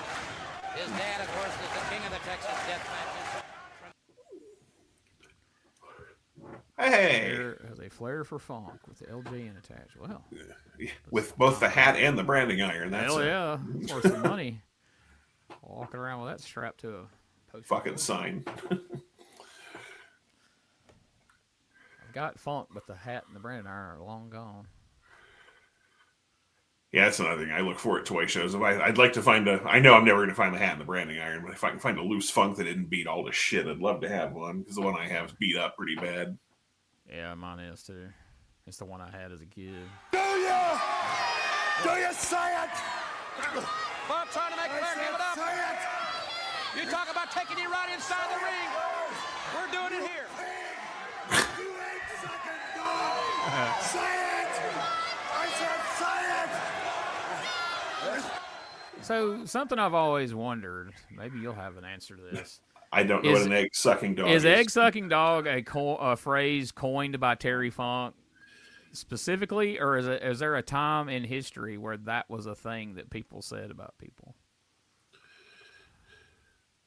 Let's see. There's a Johnny Cash song called Dirty Old Egg-Sucking Dog. I bet that's where Funk got it from, then.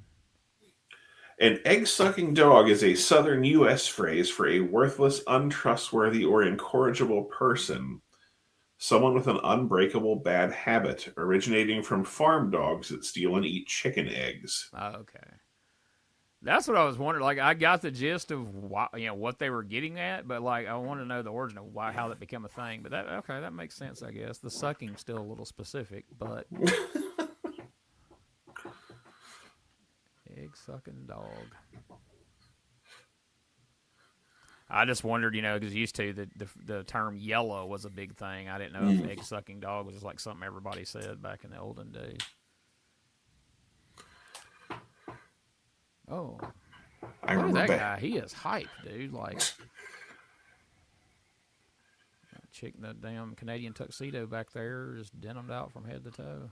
I was like, is that Precious? Precious had to buy a ticket. Jimmy was like, yeah. Could have been Baby Doll. She probably would have had to buy a ticket around 8 or 9. Look at this shit. Oh. Gary Hart said, hey, brother. I don't take bumps, Ricky. You better watch out. Gary Hart will pull his damn blade. Yeah, he'll slice you. Brother, you tell him I ain't about that bullshit. You hear me? Tell him I got a razor blade in my pocket. One time and I'll miss and link his ass. This should be good. You say it, huh? Come on. He's trying to choke him into saying it. Say it. Now, this was a fun aspect of the match, too, getting the mic and trying to get him to say it. For protection, but Flair being distracted right in the back of the head. behind by Terry Funk. It shows you the uncanny resilience. The uncanny resilience. All right. Well, we're not going to turn up every time they grab the mic because that's going to get pretty frequent here soon. But we'll get it for the end for sure. Oh. Wonder if Flair will take one of his handstand pile drivers. Oh, it has to. Just one more time here as we start to wind down the feud. Take one more shitty pile driver, Flair.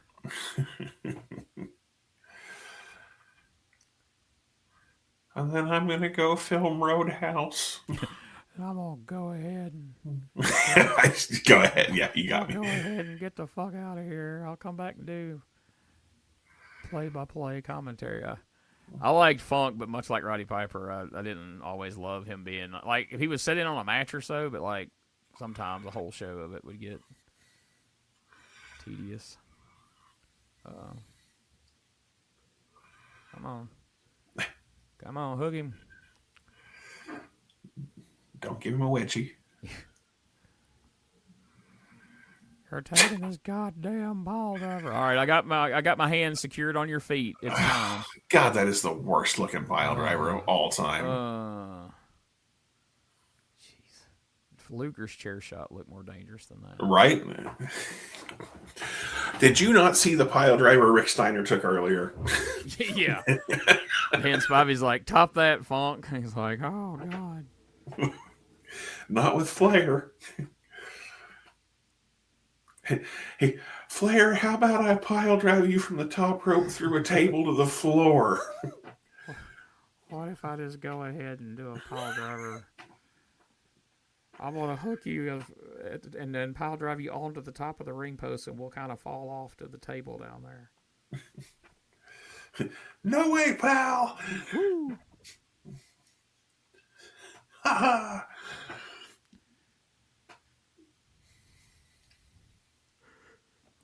Oh, we're going to do one on the floor now. We're going to handstand on the aisle. Oh, we're not in the aisle. God. Are we going to just go around all around ringside and do handstands? Jesus.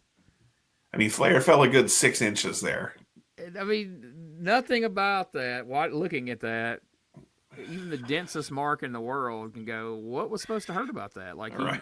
Terry Funk lands on his ass. There's no part of Flair's head hitting, and he's holding himself up by his arms. Like, somewhere Paul Orndorff's arm is drawing up even more watching that.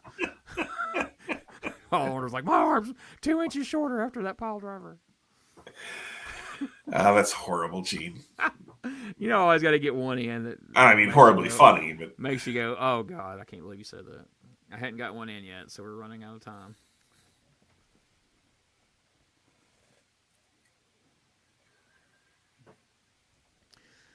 How many I Quit matches you remember before this one? Just on like mainstream TV. I mean, the only one I can think of is the Telly Magnum match. Exactly. I forgot they were a thing, you know. I mean, I assume Lawler probably had one against like Tagar, Lord of the Volcano, or something down in Memphis. But... You'd like to think so, but he really didn't. As they didn't do a lot of submission-based finishes type. You know what I mean? Like I gotcha. Lawler's got to hit his pile driver, which looked God.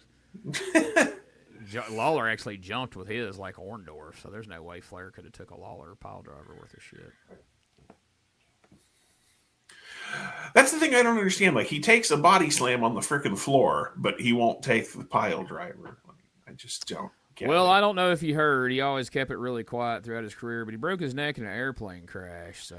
Really? Kind of sensitive about his neck. You think he'd mention it sometime, but he really doesn't want to draw attention. Huh. Well, you know that Flair, he's a humble dude. He certainly is. He's nothing if not completely humble. Woo.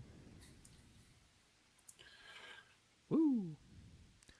Now, if we're watching this match in '89, and I don't mean to be morbid or a dickhead, but like Did you imagine in 2026 that Terry Funk and Gary Hart would no longer be with us, and Flair would still be rocking around? Right? Yeah. It's unfortunate. Well, I wasn't going to go that far, but Jesus, that sucked. But, you know, it's just surprising. Yeah. No, you're not wrong.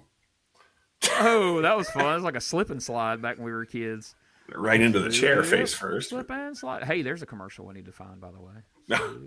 Slip and slide. Gary Hart's like, motherfucker, I'm about to get enough of this shit. He's fighting back. Flair is probably lucky he didn't get he's trying not to sell it. He's already back up to his feet. The referee had to fight him off, dude. Gary Hart is livid. He is so fucking mad. He's like, I will gut Flair from his privates to his neck. I am not in this match, brother. I will fucking kill you. Speaking of things that would suck. Yeah. Wrestling's fake. Well, let me drop you fucking taint first on a metal bar and tell me how you make that work. Taint gonna feel good, Gene. Hey, there it is. This is the kind of highbrow comedy you get here on the Retro Wrestling Review, ladies and gentlemen. We do love clever wordplay here on the Retro Wrestling Podcast. We're cunning linguists. Oh. Look at Terry Funk. No one has ever sold the knee drop to that extent. Tremendous. Surprised he didn't do the fucking curly spin in the middle of the goddamn ring. By God, Dick Murdoch would have. He would have. And somehow his damn trunks would have ended up down below his ass in the process. You know Dick Slater's somewhere taking notes on this match. Terry, what are you doing, man? You didn't even do the curly spot, and I never saw your ass through the whole match. Jesus, we were on TBS, Dick. I don't care. Uh-oh, here we go. We're Slater figuring out all the bumps he's going to do next year when he watches this. Now we go to school. Woo!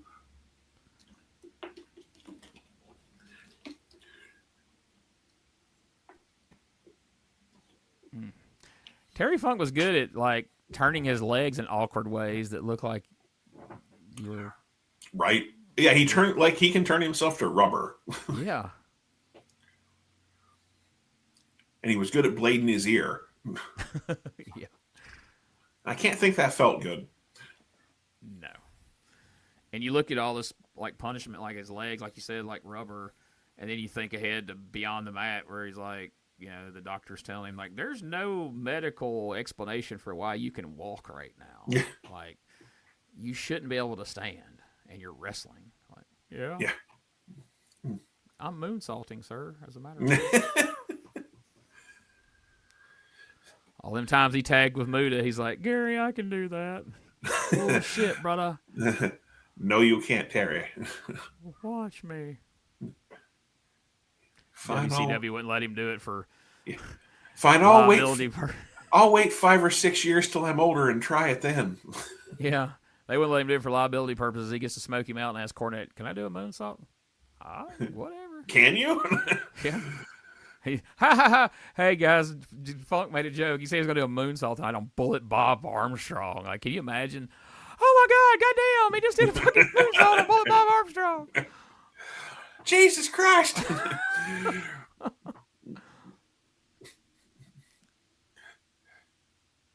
Gary Hart's still pissed off that he got touched. Oh yeah, he is pissed. That first time was bad enough. That second go around, he was fucking livid. He was trying to take his shoe off to get to that blade. Hell yeah. Oh, poked him in the eyes. It's the great equalizer. Who? It's not the ultimate insult, but it's a great equalizer. If he'd have slapped him, then this shit would have broke down real quick. You snothead. You yellow-bellied, egg-sucking snothead. Your mother's a whore. Your mistress is a whore. Is he going to start the windmill punches? Here we go.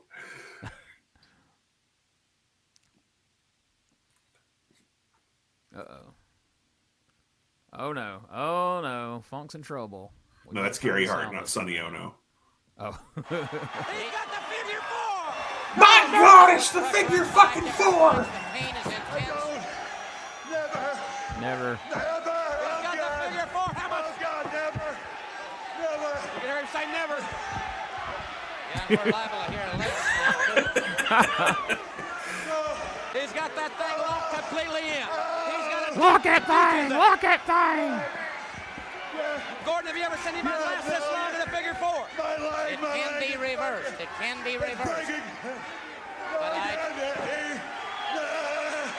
Yes, I quit. He said it. I can't believe it. Gary Hart is livid, but Ric Flair has won it. Gary Hart's just... Gordon sounded surprised. He did it. It's a good finish, but at the same time, have you ever known anybody that was like, "Oh, my leg, it's breaking currently"? It's breaking. He's like doing commentary on what's happening inside his leg right now. It reminds me of your wife being a horror fan. There was that Friday the 13th video game that was out, and one of the characters, like whenever he was getting killed, would scream out, "Oh God, he's killing me!" Is that really what you would say if you were being fucking murdered by Jason Voorhees? Like. Well, that's the most literal thing you can say, I suppose. Let's see. I'm going to shake his hand like I said. You're a hell of a man, Ric Flair. Give it to me better No better than me. Here it is. all right. We got a hand of tape. Oh, Gary Hart. Flair was kind of a dick right there, but at least he Yeah, right. saved him. Flair has nailed Hart. Ric Flair with another right hand on Gary Hart. Funk's leg is injured. Wait a minute. Here comes Muda and the Dragon Master. Oh, shit. Dragon Master's there. You're in trouble. Right? Pal. He is the master of the dragons. And honestly, being as old school as Gary Hart is, I bet the reason he was so mad that Flair kept beating him up during the match was like, it's taken away from when you do it at the end, dickhead. Right. Like, if you already beat me up through half the match, what does it mean when you do it at the end when I attack Terry? But, Sweet holy fucking shit, it's Sting! He's slapping everybody and calling them snotheads. Stinger splash! He slapped him with his chest! I work with a guy now that looks just like the Dragon Master, like literally just like him. Huh. Did you ask him if he walks backwards? No, I didn't get a chance to because like the other guys like calling him Killer Khan and all kinds of shit. Oh, luckily he doesn't. Is that? that? Oh, it's Luger. Brad Armstrong. Yeah, I thought it was Brad Armstrong for a second too. Okay, I'm glad I'm not crazy then because I was like, is Brad fucking Armstrong getting a chair and about? I was like, I don't remember this at all. Like, we get an extended version or something. Look at Buddha. Boom. He's like, that is how you throw a chair shot, like, Lex. Take that, Luger. What do you think? That's how we swing them in Japan, bitch. Oh, there's the kick. So that weak shit we saw earlier out of Pillman. God. Buddha's whooping that ass. Gary Hart over there breaking Terry Funk's leg. Yeah. Just immediately turned on Terry Funk. No discussion, no nothing. Right. Just attacked him. Oh, I was hoping drag him out there so Muda can moonsault him, dude. We need a good moonsault before we go off the air. Oh, that was a good one to end on for Luger. Lame. Muda should have misted Luger right there to end the He show. should have. Like, you non-chair swinging piece of shit. He's like, you are a fucking snot head. Luger probably wouldn't take the mist in case it had calories, but it would be a question he'd ask beforehand. Now, wait a minute. Before you spit that, is there sugar in that? Has it got calories? I don't want to soak it up through my skin. Oh, yeah. Take that chair with you that doesn't have a mark on it because you didn't hit nobody with it. See if you can learn how to swing it. Mad. Why is Dragon Master walking forward? Because he always faces the aisle no matter whether he's going up it or down it. He's always facing the lights. He's attracted to the lights like a moth. Should he be the moth master? Shit, then? That's why he brought the chair.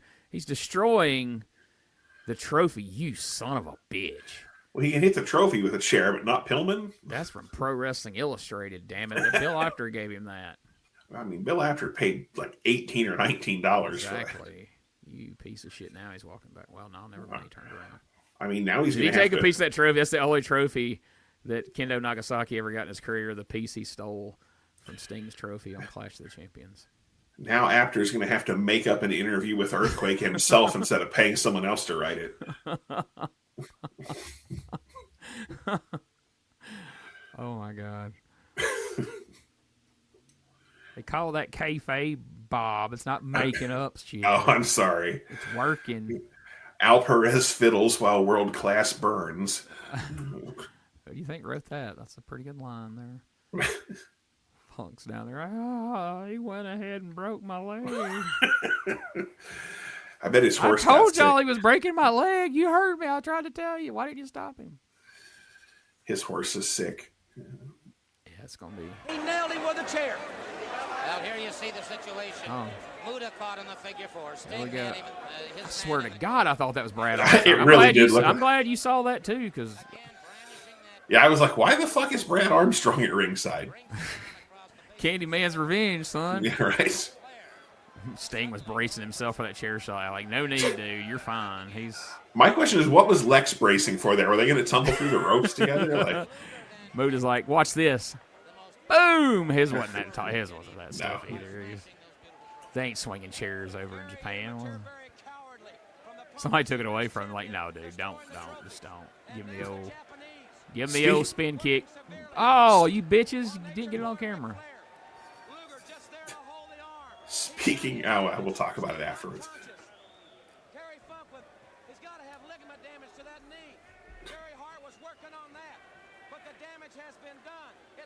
He tore my ligaments, you son of a bitch.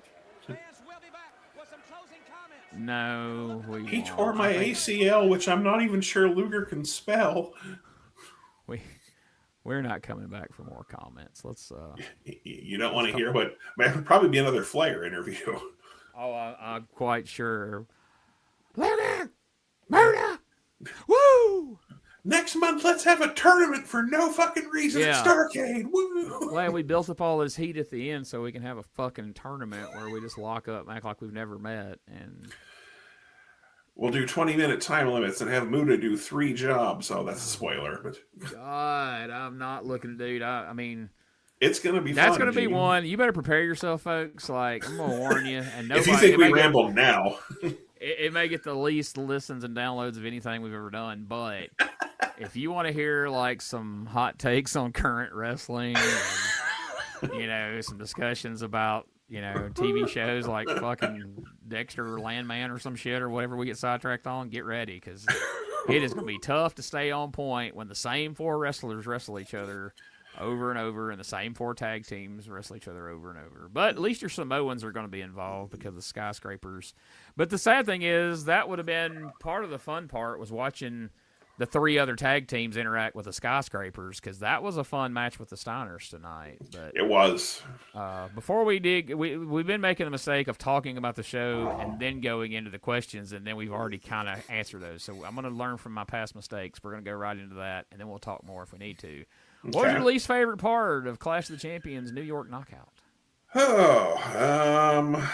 Luger Pillman match sucked, but the Freebirds match also sucked.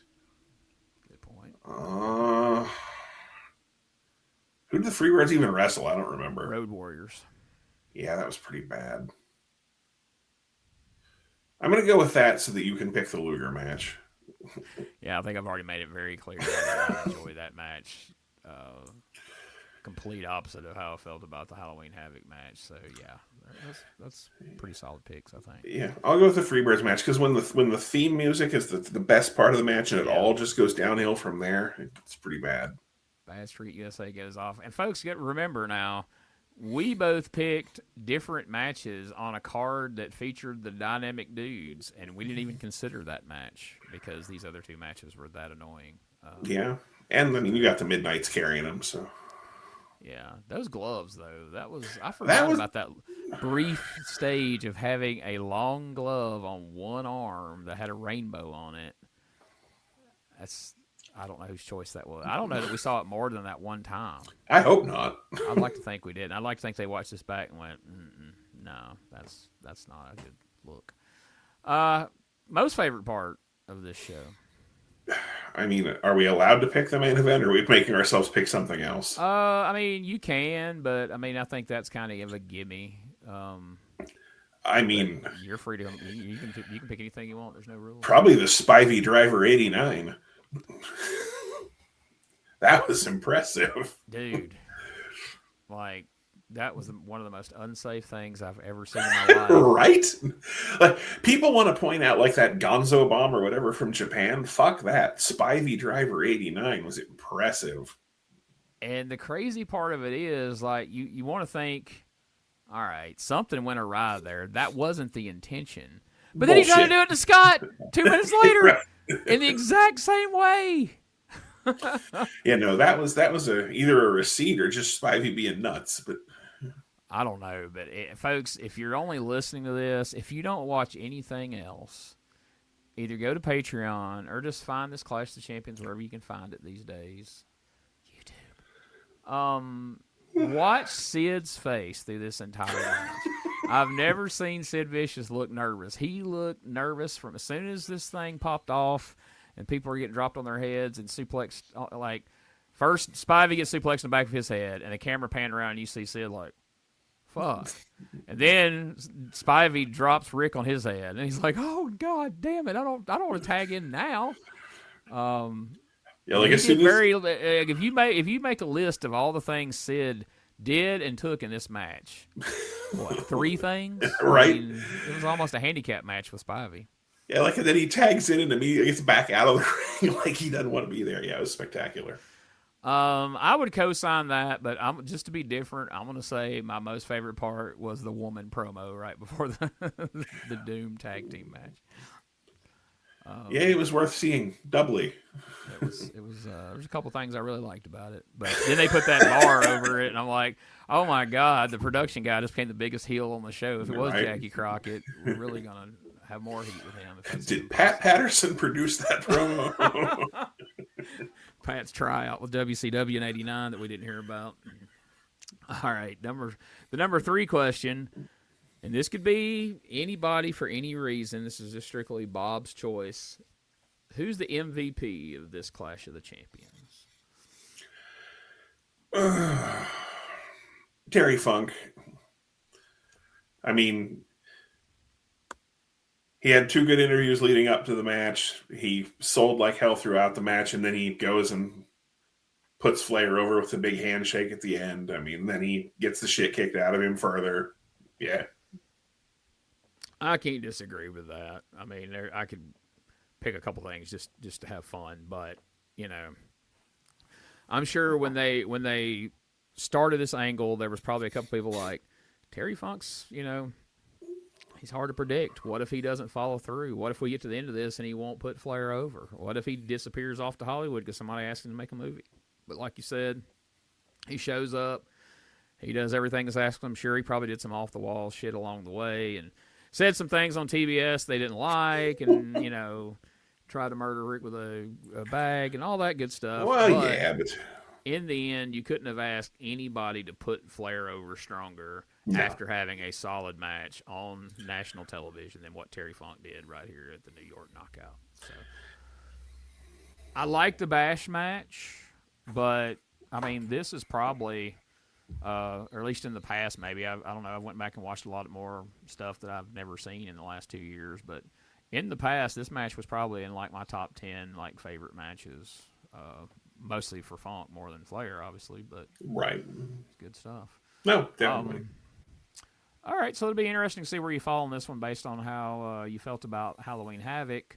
Overall, the whole show, top to bottom, looking at, you know, how you felt coming out of that main event. Thumbs up, thumbs down. I don't think I've done this yet, but I'll give it the thumbs up. All right, there we go. And it's being carried by that main event because, again, if you were telling, like, your buddy that has fun with wrestling, like, all right, dude, this isn't a great show from start to finish, but, man, you got to see the spot with Spivey. You got to see a couple of other things throughout there. Yeah. But now, if it's a serious wrestling fan that wants to see a good show and enjoy some good wrestling, it's like, just watch the main event. But I mean, the only thing that was like the Luger Pillman match was too long, but at least everything else was relatively short. Like none of them were great, but none of them were, like I said, the Road Warriors Freebirds match wasn't good. No, but it wasn't like those early clashes we were watching with George Scott, where it's a 2-hour show with 5 matches. Right, exactly. You got a plethora. Ooh, I got to use a big word. A plethora of people. Like you got to do a match which was decent. It wasn't long. You got, there was a little bit of everybody. Got some Jack Victory. So. Yeah, I think I think you can give it a thumbs up for Great American Bash. We didn't get any Jack Victory at fucking Halloween Havoc. No. So yeah, I think on the strength of the main event, that Skyscrapers match where they were beating the fuck out of each other, and just, you get to see a bunch of different people. I think this was a good showing of what WCW was at the time. And, I mean, Doom against Doug and, against Tommy and Eddie Gilbert was a fun little match. I mean, it wasn't like, you're not going to put it on your top matches of all time or anything, but it was a good... It was, this is early Doom. This was a good way to feature Doom against a solid babyface tag team that's going to give them a good match, but you know what's going to happen in the end. But I had fun with that one too, being a Memphis guy. So, all in all, I remember it being one of my, go-to Clash of the Champions that I would go back and watch now and again over the years. So, are you giving it a thumbs up? Not like I say, if you absolutely hated everything else on the show, I do wish we'd have got Muta in a single match of some sort. If we could have got Muta and the Samoans, it would have been. That's just a nitpick, but I would have liked to have seen some Muta on this show. But we'll see a lot of Muta at Starrcade, and we'll just leave it at that. So get ready, folks. We're going to be coming back at you next time with Starrcade 89 Future Shock. And that is because we're shocked if they have a future after they booked this card for a fucking Starrcade. All right, folks, thanks for joining us. If you haven't joined Patreon, give it a chance. It's only $5. You can watch the video version of this. Plus, so much content over there. All my podcasts go up early over there. The Continental podcast, you can see the video of it, watch along with me and Rob. There's just a lot of stuff that goes up there that doesn't come up anywhere else. So check it out. It's worth $5. I've got a lot of people that's been regular followers that's been there for quite a while that recommend it. So give it a chance. And hey, if it's not for you and you cancel after 1 month, I won't track you down. I won't come find you. Bob might, but you're out less than the price of a shitty footlong from Subway. That's right. Back when you could actually get a shitty footlong from Subway for $5. Now you can't even get a double cheeseburger meal at McDonald's for $5. That's another podcast for another day. But we don't stick it to you here. When everybody else is raising the prices on everything, not us. We're still $5. So we'll you just pay $8, and then we'll give you access to the Google Drive, which little bit of inside information. I'm about to get access to nearly an endless space online to store my stuff. So like right now, I'm limited to how many terabytes of a Google Drive that I can afford. But I'm about to be given access to like 100 terabyte drive that I can then use for Patreon. And boys and girls, we're going to load that thing up with all kinds of goodies. So get ready. The drive's going to be expanding soon, but we'll talk more about that. Imagine how much UWF he can get on there. Oh, every damn bit of it and then some. So get ready, folks. A lot of good stuff coming. Me and Bob's got some fun stuff in our hip pocket we're going to be doing. We're going to finish up this season of the WCW podcast, and then we'll take a little between season break, and we're going to be doing some fun stuff in between. So make sure check out RetroWrestlingArchive.club. That's got links to everything I do. Rather than me sit here for 10 minutes rattling off 10 links, you just go there. All the links are there. The T-shirt store is there. All that. So Get a shirt. Get 2. Get 3. Get the new Smokey's Driving School shirt. The parody of Toonces the Driving Cat is now up over on the store. We've already sold a few of those, including one to my wife who couldn't wait to get one. And actually, I think I got a notification on my phone that it's on our porch right now. So maybe I can get her to model that for us on a future show. It's pretty funny. I saw that design pop up. And I go, God, that cat looks just like Smokey. And I go, hey, wait a minute. And here we are. Speaking of producer Smokey, go and watch Gene and I's OWF show, which he worked very, very hard to edit, and it's pretty funny. Got him a job. Yeah, it got Gene a job. It got Smokey a job with AEW. Oh, that's right. I forgot. Our first fired. That's why he's back on USWA. Our first few episodes are a little rough, but I promise you they get funnier. The wrestling is the worst shit you'll ever see in your life, but I'm a little rough first few episodes. Gene's always funny. I get better, but give them a try. We worked very hard on them. Yeah, we had intentions of redoing the first episode, and we still might, but it got away from us. And there's no Bob Anderson shirts on there because he won't let me. I've come up with a couple designs. He shot them down. But maybe one day you'll be able to go get a Broadcast Bob shirt once we can get one approved by Bob. But I don't know why anyone will want one, but we'll see. Buy Gene's books. Sign up for the Patreon. Buy the shirt. Yada, yada, yada. Buy the shirt. All right, folks, that's enough rambling. We'll see you next time for another episode of the Retro Wrestling Re-View WCW podcast.